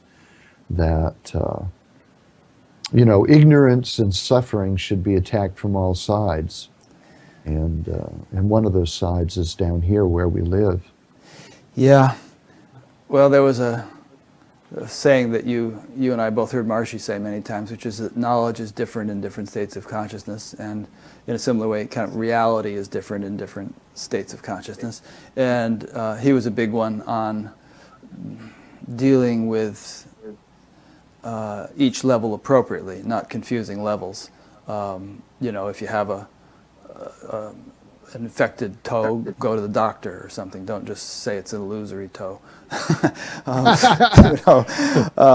Well, even you and I, if we say and we agree, and I think you and I do completely agree on this inside of our, shared viewpoint, that the deepest level of your being and the deepest level of my being is the same level of being.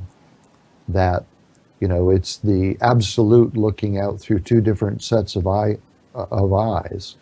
And so, okay, in our essential and deepest nature, this God's eye view of things, we're the same. Okay, but that doesn't mean I'm going to come over to your house and drive your car because I am you and I am the car and I am, there's also a recognition that on the level of the ocean, we're one, but on the level of the waves, we're two. And yeah, it seems obvious, but the way some people talk, it doesn't seem obvious to them anyway. But and given what you just said, to take absurd examples, I don't drive my car into a bridge because the bridge and my car are one. I don't, right.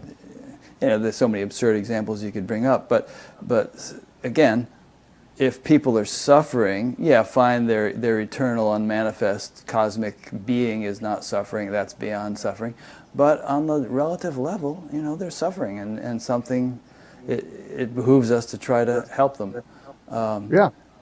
Yeah. A toothache hurts, and if you're a dentist, pull that tooth out. Yeah. Yeah. And speaking of global warming, Sorry to laugh. That's funny. Toothache to global warming. Yeah, I don't know. You had been speaking of it earlier, but I have an ongoing argument with a friend who doesn't believe it's true and thinks it's some kind of government conspiracy to raise money through carbon taxes or something. But in any case,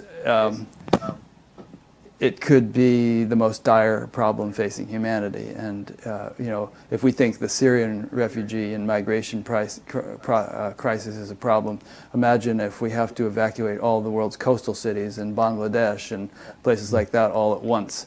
What kind of social chaos there's going to be, and how many people are going to die, and so on and so forth. So, and that won't just be that will impact us all financially and in many other ways. It won't just be something we can easily brush off as illusion. And the reason I'm bringing that up, and the reason it is just that I've always felt and feel strongly that there's a very deep and direct practical implication to spiritual development individually and collectively, that it is the ultimate antidote to any and all problems. Not that the problems don't have to be dealt with on their own level, but that it's without that deeper awakening, there's a kind of a foundation missing for really changing the consciousness that gives rise to the problems in the first place. Reminiscent of that quote that Einstein is famous for. So, anyway, would Huston have agreed with that? Definitely. I mean, that was his whole career, was recapturing that, recapturing that voice of the ancients that told us that we need to embrace the transcendent aspect, the metaphysical aspect of what we are. But, relative to your global warming comment, you're not going to be able to grow spiritually if you don't exist. True, or if you're starving to death, or have some terrible disease because all the diseases are going wild and in a warming planet. Yeah, Maslow's hierarchy of needs. That, one time George Harrison was asked, "Do you still believe all you need is love?" And he said, yeah, I'm sticking to it. All you need is love and a sandwich. Yeah. That, you know, like you say, if you have no food in your stomach and you can't even get up because you're dehydrated, how are you going to put any attention on your spiritual growth as these problems of global warming continue and exacerbate? Then, you know, it's on us to, if we're going to create the kingdom of heaven on earth, then we've got to help people at least exist. Yeah. You know. Well, it's I like, agree you know, with we you need totally bodies with to that. evolve, and we need planets for bodies to live on. And Exactly. I saw Buckminster Fuller speak at the Amherst SEI Symposium in the summer of '71. I don't know if you were there, but he was famous for I a was book. there. Were you there? Yeah, I was there. Great. I saw you there. I'm sure you did. And he had that book, Operating Manual for Spaceship Earth. Yeah. You know, seeing the world as a spaceship with very limited resources, and, you know, very sort of a delicate ecostructure that we depend for our very existence on the, you know, anyway. Yeah. But, you know, improving on that, I think if we look at it as a series of resources that helps us survive, it's still putting too much attention on us. I think we're really only going to get to the healthiest place when we start seeing the planet as home and saying, hey, you know, these other beings exist on their own. They don't exist just for what we can do with them. They're not just a resource for humanity. They have their own value. You know, there was an old book on environmental ethics called "Do Trees Have Standing?" And it was basically saying, should there be environmental laws and environmental rights of other beings, you know, before all this was really as current as it is today. Mm-hmm. So I think, you know, ideologically, when we can see ourselves as part of the life of the planet, and that the planet is has its own value and its own dignity that we should respect, then we're more likely to get where we need to go. Well, if we really are the self in all beings, if that which we essentially are, you're talking a minute ago about the two of us really being one, looking out through two different sets of eyes, then, you know, the Amazon rainforest is our lungs in a very personal sense, you know, and all these various species, hundreds of them going extinct every day, are appendages of our own body that we are, you know, lopping off. Yeah. I have a student at the college right now who's back only very recently from Afghanistan, and he has a service dog, and he gets very nervous and he gets very upset, this veteran. And when he gets really off center, he'll take the dog, his service dog, and he tells me that he makes eye contact with the service dog. And the peace that the service dog is experiencing, he can plug into that and use it as a touchstone and a resource. And of course, I was thinking, well, it's not just that the dog is calm, but it's the, you know, eyes are the mirrors of the soul kind of idea, that even he finds something of his deeper self inside the dog's spirit or being. Nice. Okay, so you and I love talking to each other, and we could probably sit here all day with occasional bathroom and food breaks and keep talking. But I'm not sure. And actually, it's kind of impressive. I've been watching the view count, and it's actually been creeping up throughout this conversation. It was started in the 40s, and then it hung in the 50s for a while. Now it's up to 71. So I guess we're not boring people. Welcome you new people. So we must be doing something right here. But we've been going for about 2 hours, so we should probably get around to wrapping it up. But there are probably dozens of things that we could have talked about, you know, that we haven't, because we've just been rambling all over the place with all kinds of things that interest us. So getting back to Houston one more time, what is important about Houston that you and I haven't discussed during this interview that you want to be sure to bring out before we wrap it up? A couple of points, I would say. One is, and this relates to something you said earlier, Rick, about how people in a particular religion can confuse a means for an end, and they can become so focused and dogmatic about their own tradition that they're starting at the place academics in the study of religion, I'll often call them the exclusivists, because they're saying my religion is right and all the rest of you are stupid and deluded. You know, I'm a hard-shell Christian, and all these Muslims coming into my country, Hindus coming into my country are compromising America, confusing their religion with Jeffersonian democracy. And so they're exclusivists. And then there are also people, Huston points out, that are inclusivists. And inclusivists can mean well but do wrong. And what he meant by that is some people believe all the religions are really saying the same thing, that all the different religions are really giving one message, and they try to conflate those religions or homogenize them into, or distill them into one particular viewpoint, whatever it is, some form of universalism. And Huston felt that's wrong. Like, first of all, it's insulting to some members of religion because, for instance, Buddhists don't believe there's a creator God. They don't believe in a creator God. They don't posit creation in the way that we do in the West. They see it differently. So since they didn't posit a creation, they don't posit a creator. We can just leave that for now. The point is that, would Jews believe with that? Would Christians agree with that there is no creator? That isn't the same thing. And we can give so many examples of how the religions differ. So Huston Smith, in a sense, is important because he gave a third choice. So there are exclusivists and there are inclusivists, but Huston was giving this third choice of saying, if we split the religions into an exoteric aspect and an esoteric aspect, then we realize that exoterically, the religions differ from each other quite dramatically and relative to their own populations, their own economic and environmental settings, their own languages. Those exoteric forms have tremendous value and function in those societies, but also recognizing that there's this esoteric level where we should recognize that their mystics very often reveal a pattern of similarity. And so that's one thing I think if people read the biography of Huston Smith and they explored those ideas with him, they would really enjoy.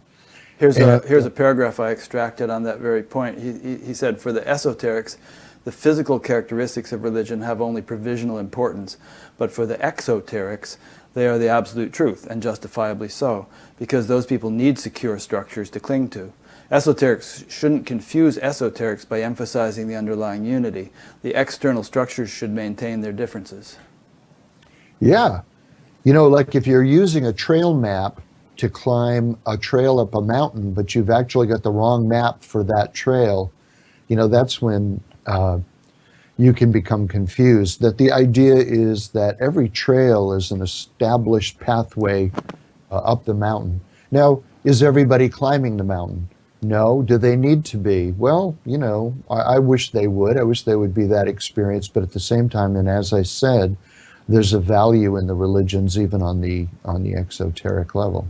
Mm-hmm. So there's one piece of Huston's message, is that third choice in religion. And then another thing that struck me about it when I first read his book. The first time I met Huston Smith, by the way, was probably in about '77 at the University of Hawaii. I was a grad student there, and meeting Huston Smith for me was like meeting, I don't know, like some 15-year-old girl meeting Justin Bieber these days, maybe something like that. Yeah. You know, I've met some movie stars. I'm not that impressed with that. In many cases, I don't know what movies they were in, sorry to say. But meeting Huston Smith, oh, wow. I mean, because he was such a luminary and such a hero of mine. I mean, I don't even know what I said to him. When we met later and became friends, he said, "Oh, it's so nice to meet you." And I told him this embarrassing story where I had a question for him, and when I got up to ask it, my mind was a complete blank. I don't know what I said, you know, something like, "Hey, do you like this shirt? You know, like, I could change it if you don't like it." I mean, what does the 15-year-old girl say to Justin Bieber? Oh, I see, right. But anyway, what he had written a book called Condemned to Meaning, one of his very early books. And that book was very powerful for me because in some sense it explains the entire human condition. If people can understand the import of that one book, we could all hold hands and sing "We Are the World" or whatever. Because in that book, he begins with a quote from the French philosopher Maurice Merleau-Ponty, who once said, "Because we are present to a world, we are condemned to meaning." And what Merleau-Ponty meant by that was, at some point very early on in childhood or the beginning of our journey, we realize that there's me and then there's you. There's me and then there's a world of external objects and people and events. And then what is implicit in that dynamic is the idea, what is my relationship to that other? What is the relationship of myself to this world of objects, people, and events? And so now there's the condemned to meaning part, is that because we will be forced to interact with the world, then we're condemned to wonder about our relationship to it. As we wonder, and now I'm saying all humans everywhere, always, then certain fundamental questions float up in our mind. Who am I? What is this other? What is my relationship to it? Why am I here? Is there a purpose to my existence? As we start answering those questions, those, life's big questions, what is my relationship to the other species? What is my relationship to the planet? What is my relationship to other genders? How many genders are there? When we ask those questions, then if we answer those questions, and every human culture has, then they suggest a secondary set of questions. Okay, if I say I'm here because a supreme being created me, okay, what is my relationship to this supreme being? What is the nature of that supreme being? Those secondary and tertiary questions get answered, and all of those answers constellate into a religion or an ideology or a philosophy. And as we answer those questions, they can be very useful for a particular human society to find meaning in life and form a grounds of a shared ethic in a society. But the problem can be that they also intermediate between us and the world of existence. And they can, it's like if create a filter of a sort. Exactly. So I was going to say, if you're wearing blue sunglasses, everywhere you look, you see blue. So you might accidentally think you live in a blue world. And you don't realize that, just cutting to the chase, if the world is by default, and this is an analogy, yellow, and we see it through blue sunglasses, it looks green. But if we're from Mongolia and we're raised with a lens of values that are red sunglasses, if you're following the analogy, then when we look at the yellow world, the world looks orange. And people, whether we're talking about in a marriage or we're talking about people in a society relative to another entirely different society, they don't understand the way they see the world is got an agenda, and that they're wearing glasses in that sense. So that you can have two people, one from India and one from the United States, and one guy is saying, I love the green world, not realizing they're seeing it through the blue glasses. And the person from India is saying, the world is not green, it's orange. And then the person with the blue glasses says, hey, I'm looking right at it. And the Indian says, I'm looking right at it too, there it is, world. And I'm going through this quickly, but in Condemned to Meaning, Huston is making a very good point, which is cultural relativity. That if you aren't able to at some point realize, even in a friendship, that okay, I've got to listen. I've got to stop talking, and I've got to listen to what this person is saying, because they're trying to report the reality of how this looks from their own perspective.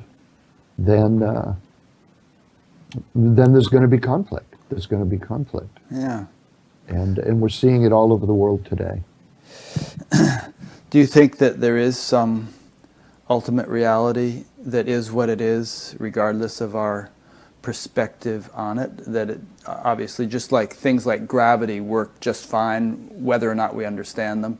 You know, photosynthesis, nuclear fusion, all those things have been happening for billions of years without our having any understanding of it. And, you know, even when we had really weird scientific understandings of those things, which were totally wrong, it didn't alter the way they actually function, because they're not dependent upon our understanding. So, in a larger spiritual sense, do you think that there is a sort of a ultimate universal reality? Well, maybe we're getting right back to the perennial philosophy here, which exists independent of anyone understanding it, or to whatever degree of clarity understanding it? Or do you think that reality itself is sort of relative, and that it varies according to the perceiver in question? Well, I think the deeper part of what we're talking about right now, the more significant part of what we're talking about right now, is that yes, there's the sun, and there's the moon, and there's gravity, and there are these things that all people in all culture can't deny, because there they are. You know, whether you understand the laws of gravity or not, you still weigh whatever you weigh. I weigh about 200 pounds. And then there's consequences of lugging that much weight around, and blah, blah, blah. Especially as they get older. Or falling off buildings that you shouldn't be Falling off climbing in the buildings, first place. did, yeah. But I don't know why I'm laughing about that. It's not very funny, actually. But the point is that Dana broke his leg falling off a building because he was into climbing. So anyway, he paid there's for it. There's a qualia level to existence besides the things that confront us as facticities, that and this is what I'm talking about with the glasses, is that human beings still have to interpret the significance of those things they're confronted with. And I don't think non-dual experience is an exception to that. I think that the non-dual experience, when we bucket it back into the body, when we bring it back into the world of human interaction, then we still have to interpret what the experience is. Do you see what I'm saying? We have to make sense of the experience first. What was it that happened to me? Some people are terrified of the experience who've had it. There have been a lot of reports of that. I think that's because, by definition, if the non-dual experience is full-blown, it pretty much necessitates the dissolution of the ego, of a personal sense of individuality, at least temporarily, and that can be terrifying, because one feels that everything I thought I was is disappearing here. Is gone. Yeah. And so, you know, a new interpretation rises up, is that, oh, okay, maybe this is good that my ego is being, you know, set aside and softened up and whatnot. And then so the experience has to be interpreted, and then it has to be applied. So, you know, if we say, well, no, it's an absolute experience, it's an unchanging experience, well, you know, there are relative absolutes in the sense that the sun is there too, every day, day after day. It'll be there when the planet's gone. And we have to make sense of those experiences in our relative lives. I mean, really what I'm talking about is, in philosophy, there's a category of problems that are called qualia problems. And they deal with issues of quality. So science deals with quantity, and science can say, Dana, you weigh exactly 204 pounds. I know that because I had to go to the doctor yesterday. Nothing serious, my annual checkup. So you weigh exactly 204 pounds. Okay, I'm 6'2", so for my height, that's not a lot. Okay, no reason to lose weight because it isn't necessarily bad for your health. Well, okay, science can say, if you weigh the right amount, you're going to live a long life. you're going to live longer than if you're a big fat guy who smokes cigarettes. But what science can't say is the big fat guy smoking cigarettes can say, you know what, I'd rather enjoy my life now in the way I want to than live a long life. Okay, science can't tell me I shouldn't make that qualitative decision. Do you see what I'm saying? I do, but my response to that was that, science would say that, the obese guy would say that, but then spirituality in most of its expressions might say, yeah, but are you really enjoying it? And is being unhealthy really, are you doing justice? Are you honoring the gift of this precious instrument through which you can live the divine? Of course, there were fat guys who smoked cigarettes who lived the divine, like Nisargadatta. So, yeah. So there's exceptions to every generality. But my point is that's a qualitative judgment. Yeah. It's a qualitative judgment on life. And so we're always going to be in a situation where we have to interpret those experiences, all experience, whatever the experience is, that no experience comes with its own interpretation, at least none I've ever had. That we put the value on these things in this world of our dialectical relationship of subjects and objects. We will always have to. I mean, this is why, quite frankly, if we look at people like Rumi and we look at Meister Eckhart, yes, they're talking about this very similar experience, and yet if we look into the ethics of their behavior, we don't find a perfect parity. We don't find them behaving in the same way. I mean, I think, let's go back to Andrew Harvey and Mother Mira, that they had very different views on being gay and homosexual, about the ethics of whether it was legitimate, correct behavior, correct moral behavior. I think that's always going to go on. If it didn't always go on, I think that we would find, maybe less disagreement between Buddhists and Hindus, for example. You know what I'm saying? Yeah. That you still have these arguments about when we experience non-dual, this non-dual reality. Is it the essence of the self, or is it the not self? Is it Atman, or is it anatman? Like, okay, now we're down in this world of interpretation and most efficacious interpretations. And I don't know if we'll ever fully be rid of that. I think that my argument really was Huston Smith's argument, and that is we don't need to be rid of it. I mean, I love the mystery of having to live with different interpretations, but open-mindedness is what we need. The ability to be more tolerant of different perspectives, even being willing to celebrate that, hey man, it could be kind of cool to look through red sunglasses. I'm kind of tired of looking through the blue sunglasses all the time. Yeah. You know what I'm saying? Totally. And, my response would be that, pardon? What were you going to say? Wouldn't the world be boring if there was only one way to interpret non-dual experience as well as our everyday experience? It would be, and I think it would be unnatural, if by natural we mean what we see God doing, which is, just an infinite proliferation of diversity and variety.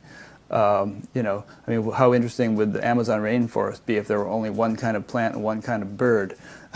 There's just tremendous variety.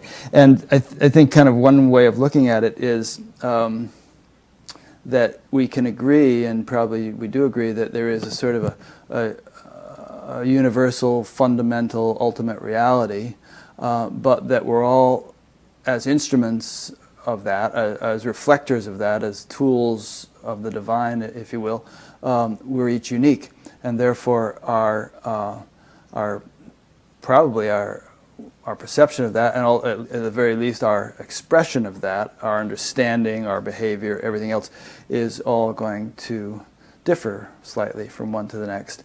And if we can keep that in mind, then we don't mind the differences, because we just realize, well, I'm just one sense organ of the infinite.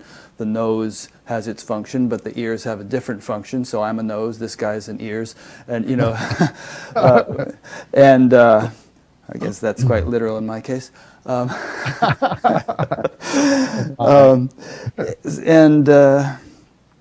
Yeah, I guess I made the point that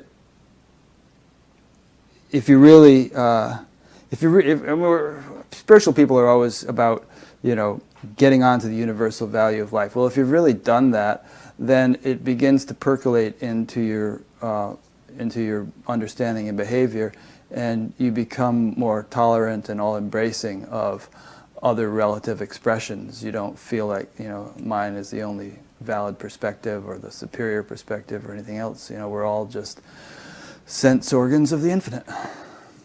Well, you know, well said, well said. I think that, you know, you interviewed Ken Rinpoche Lobsang Seton on your program 4 or 5 years ago, and he's going to be here in Portland in a couple of weeks.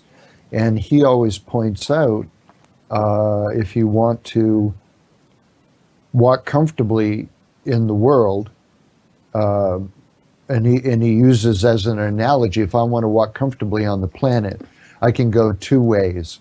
I could cover the entire planet Earth with rubber and walk on the earth barefoot, and I would be comfortable wherever I went. Or I could just put a little bit of rubber on the bottom of each one of my feet, and then everywhere I go, rocky or not, I can comfortably walk. And so, you know, Tibetan Buddhists believe wisdom always manifests as compassion. If you are getting your own house in order in such a way that you're exhibiting behavior where you walk more gently on the earth, then you're getting somewhere, that you can actually use that as, and I believe that, quite frankly, Rick, you can use that as a legitimate yardstick. Is your behavior becoming more patient? Is your behavior becoming more open-minded? Is your behavior becoming more tolerant? Okay, you're getting somewhere.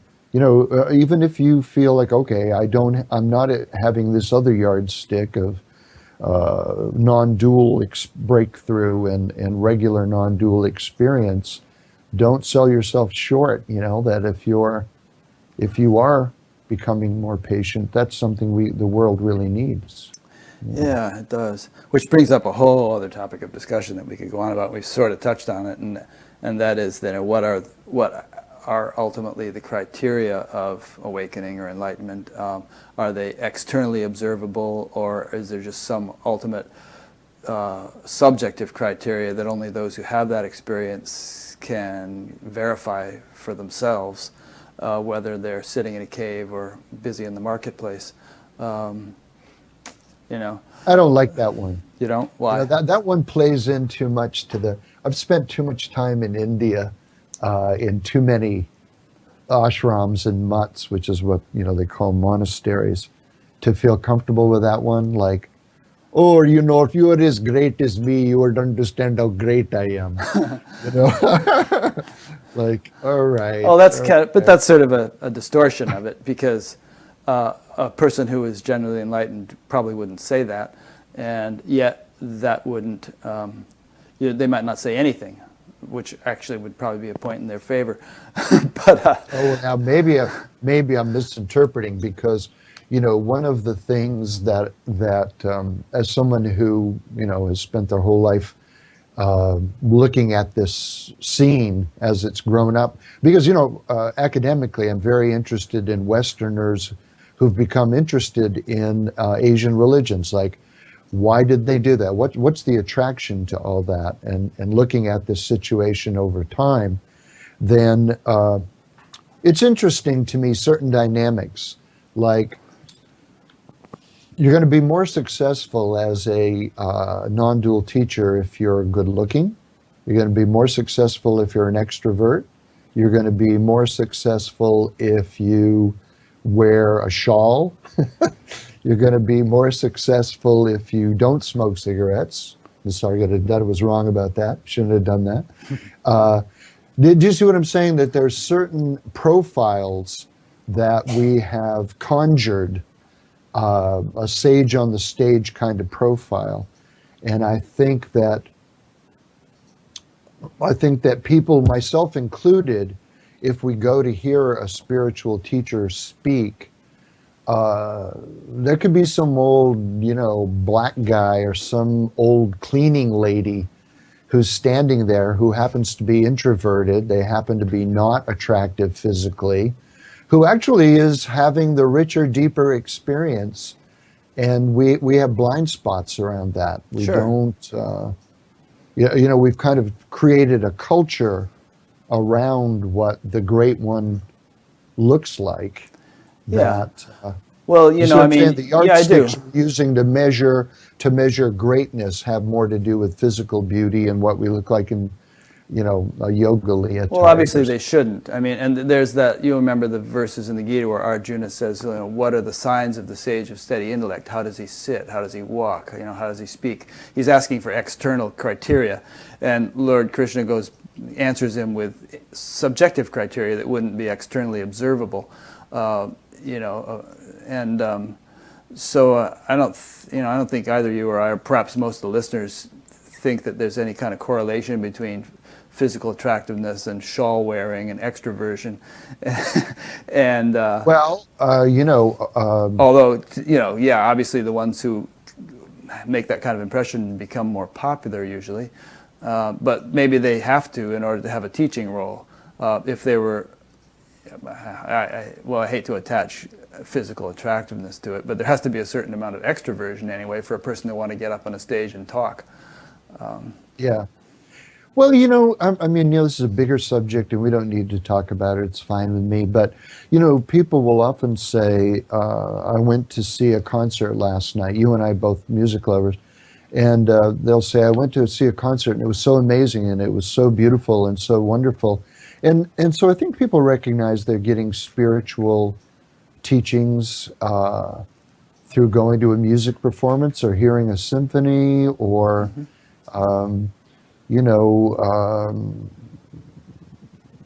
Sri Chinmoy. Do you remember Sri Chinmoy? Yeah. Like all of his teachings were him playing music and him reading poetry and lifting airplanes or whatever he used to do. He used to do these feats of strength. Well, I guess what I'm arguing for is that that non-dual experience can be expressed in a wide range of ways. And there's no reason to say, I'm going to see a spiritual teacher tonight. I guess what I'm saying is if we expand the concept of spiritual teacher more broadly, then we can, I don't know, go see Noam Chomsky and feel like we're getting quote unquote spiritual information. Why not? Or a rock concert or, you know what I'm trying to say. Sure, but there we're kind of like, I think we're going a little bit far afield. I mean, what the question was, I'm trying to find. I had some what are the criteria? Yeah. What are the criteria?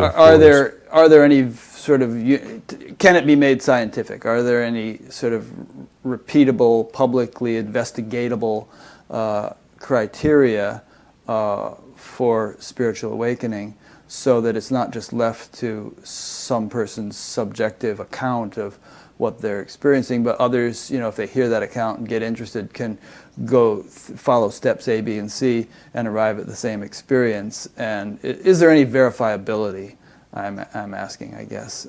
Yeah. Well, this neurophysiology stuff is very interesting. That some people will say, all right, if I can map the brain state and I can describe, well, you say you're having this non-dual experience, this is the brain state that goes with that. Now that I've mapped it, that reduces the authenticity of the experience. Do you understand what I'm saying? Yeah. That some people interpret it that way. Like, oh, you're just talking about your brain was in a different configuration and that gave you the illusion of this non-dual experience. That if you reduce it down to thinking that states of consciousness are just epiphenomenon of brain functioning, rather than actually being correlates of it, you know what I mean? If you accept that there's like, for instance, near-death experiences. Some people say, wow, I really had this experience, and I saw my father, and I looked down from the ceiling and saw the surgeons, and the guy was wearing a blue hat or whatever. They can identify things. I saw a pair of sneakers on the balcony outside my hospital window. And others would say, oh, you know, they try to dismiss it because it conflicts with their paradigm by saying things like, well, you're just hallucinating because your brain was shutting down and getting deprived of oxygen. So when you bring up neurophysiology, it opens up the whole topic of, you know, can there be neurophysiological correlates to higher states of consciousness, which doesn't mean that they are only neurophysiological, you know, phenomena, but that the brain behaves a certain way when one is experiencing them. Exactly. Yeah. Yeah, not only do I see what you mean, but that was actually my point, which is that that there's a neurophysiological correlate to an experience, as you're describing it, doesn't mean that neurophysiological correlate is creating the experience. Like, for example, if I eat a slice of apple pie, which I'd like to do because it's lunchtime and I'm hungry. I'm going to sit here and starve you to death. I'm sorry, Dan. Well, I always enjoy talking with you. If I eat an apple pie, then there will be a neurophysiological correlate of yummy. But that doesn't mean the pie doesn't exist. It didn't eliminate the pie because there's a neurophysiological correlate. Right, your brain didn't create the pie or anything. Exactly. Your brain just interpreted the experience of the pie in a certain way. That's right. Right. And if there is this non-dual neurophysiological, if there is this neurophysiological correlate of non-dual experience that can be described in a very profound way, then I think that is evidence of you know, this is your brain and this is your brain on God. You know, that there can be some strong evidence. The thing that will always be true, in my estimation, is if by definition we say that reality in its purest form is metaphysical beyond the physical, then there will, haven't you just exempted the absolute from quantification? If you say that what's most fundamental to reality isn't a thing, there's nothing to put under the microscope, there's nothing to see through the telescope. You can see evidence of its existence, as the neurophysiological correlate of a non-dual experience would be. You see what I'm saying? Yeah. That well, physicists say that what's fundamental to reality isn't a thing. They say that, but they can see evidence of it in the, you know, with the Large Hadron Collider or whatever, the Higgs boson, and different things. Exactly. They're seeing sort of manifest evidence of the unmanifest nature of reality, and that's what we can see, I think, in the brain. And it would stand to reason that there are neurophysiological correlates to transcendent experience, as there are to any experience. You know, to waking, to dreaming, to sleeping. Each of those has a unique, you know, neurophysiological signature. Exactly. And if transcendental experience is as profound and radically different as it's cracked up to be, then the brain, if you hooked Ramana Maharshi up to, you know, modern instrumentation, you should see a brain that's functioning quite differently than that of the average person, if you know what to look for. Exactly. And I think, you know, the empirical part that you can do, you know, if you say, well, okay, science will never be able to get a hold or a grasp of that which transcends time and space. But if the mystics of all these esoteric traditions are right, and I believe they are based on my experience, that you can, you are the instrument, you are the microscope, you are the telescope. Exactly. That can grok that can experience that reality in a way that is, you know, people say, well, that was just your subjective experience. But if, you know, somebody says to me, you know, if I say, oh, I love my daughters, and they say, oh, well, that's just your subjective experience. It's just serotonin or something. Yeah, right. Okay, get out of the room, you know. Yeah. That we can have this profound experience that where the instrument would, and, you know, it becomes empirical because And I love this idea. I think it's very attractive to the American mind, quite frankly. We place such a sovereignty on my own choice that the teacher says, look, okay, you don't believe that this experience is there or that this experience is possible. Why don't you do this practice for a while and then tell me what, and then, let's have another conversation. Yeah, I love this. This whole line of thinking is right up my alley. I mean, and there are all kinds of things that physicists tell us. I'm just taking physics as an example that I'll never personally verify because I don't have the time or the ability to get a PhD and postgraduate work in physics and then get to work at the Large Hadron Collider or something. Yet these guys who do that, the specialists, so to speak, report back to us that yes, this, that, and the other thing are happening. And so, in terms of the spiritual realm, we all have an instrument in our possession that is more sophisticated than the Large Hadron Collider, actually. Even a single cell of it is, and that has the capability of experiencing the transcendent. And so, as you just said, you can tell anyone, you can take the world's staunchest atheist and say, all right, fine, hang on to your atheism, but do X, Y, and Z for X number of years, and it will probably be fewer years than it takes to qualify to run the Large Hadron Collider. And you may very well agree with my perspective, which is that there's this transcendent reality. Yeah, no, I think you're absolutely right. There's a kind of a staunch recalcitrance about, well, I don't want to do that. I don't want to, I'm thinking of certain colleagues of mine that I won't mention that we'll have conversations about this at conferences, and I'll say, well, we're talking entirely on the level of ideas, and let's not have that concept addiction. Let's say, okay, if I took you to Paris, would you believe Paris was there? Oh yeah, I couldn't deny it because there it would be. Okay, well, why don't you try one of these practices, tried and true pathways up the mountain for a while, and then let your own experience, get in an argument with your own experience. Yeah. I'm not asking you to accept it on the basis of faith. That's why I wonder about Sam Harris in a way, because it seems to me that if his practice is really effective and if he keeps at it, although I guess Buddhists never get to the point where they think God exists, but seems to me that ultimately one would, if the practice is capable of it, one would arrive at the sort of recognition that there is this divine intelligence that permeates everything, and that, oh, that's what God is. So that's what they're talking about. You'd eventually kind of wake up to that. Well, Mahayana Buddhists see it that way. Do they? Mahayana Buddhists talk about non-dual experience. That there is this something that transcends samsara. That idea. I think, do you know the Roald Dahl story of I think it's the incredible story of Henry Sugar or something like that? It actually fits in here because it's quite a wonderful story about Henry Sugar is a gambler, and he learns about some mystic who can read minds.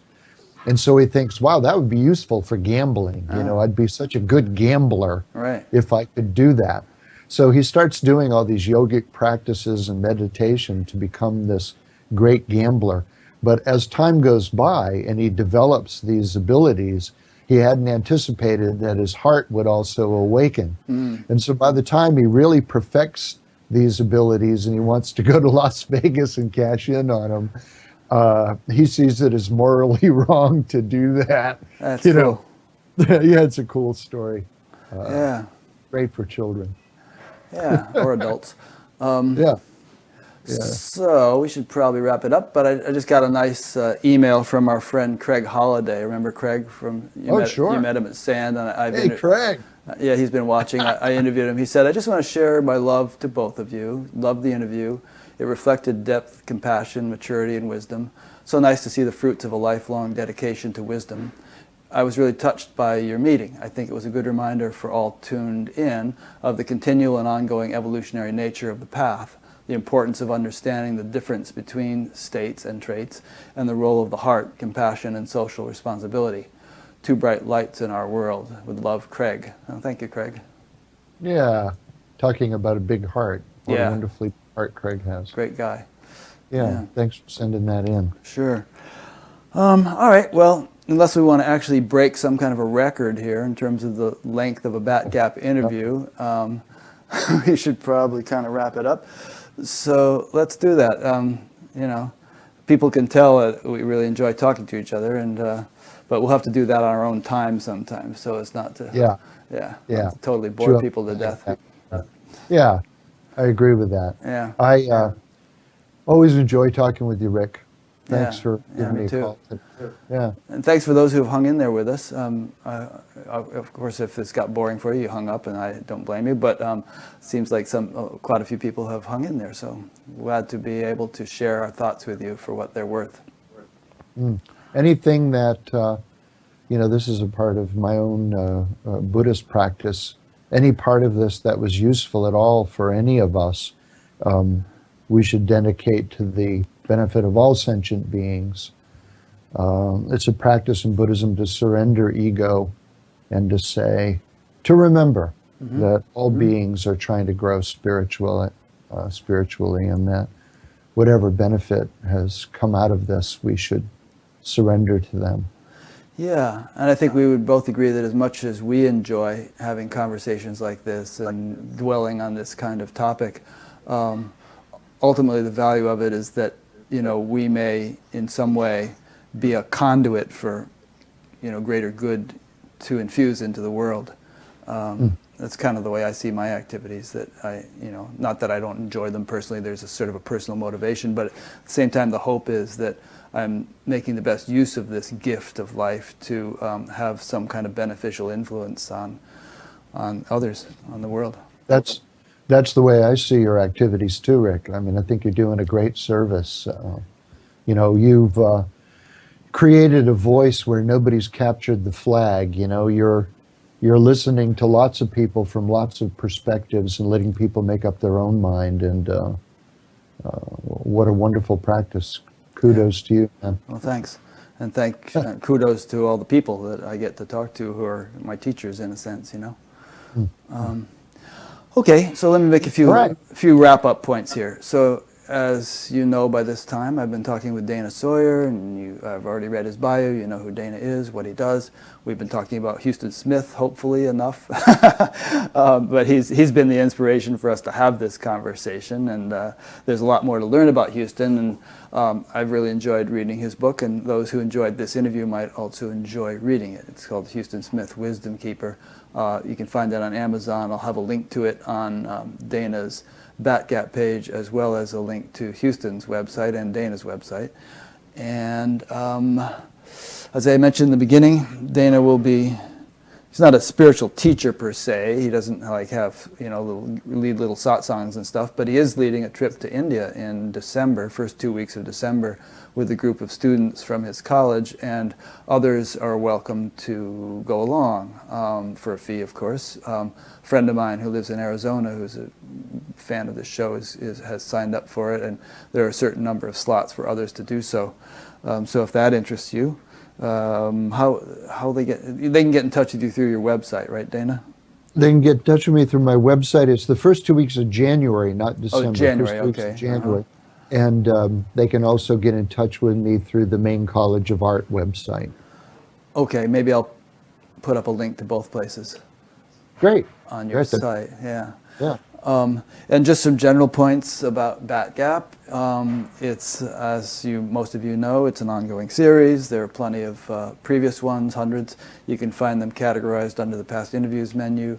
You can find upcoming ones announced on the upcoming interviews thing, which is under future interviews. There's a suggest a guest thing there. There's a place where you can subscribe to this as an audio podcast, so you don't have to sit for 3 hours watching a video. You can listen to it while you commute or something. There's the donate button. There's a place to be notified by email each time a new interview is posted, and a bunch of other things. There's even a thing where you can download the Batgap theme song as a ringtone for your phone. So, so poke around in the menus on batgap.com, and you'll find all these things. So thanks for listening or watching, and thank you, Dana. And so thanks, everybody, and we'll see you next week.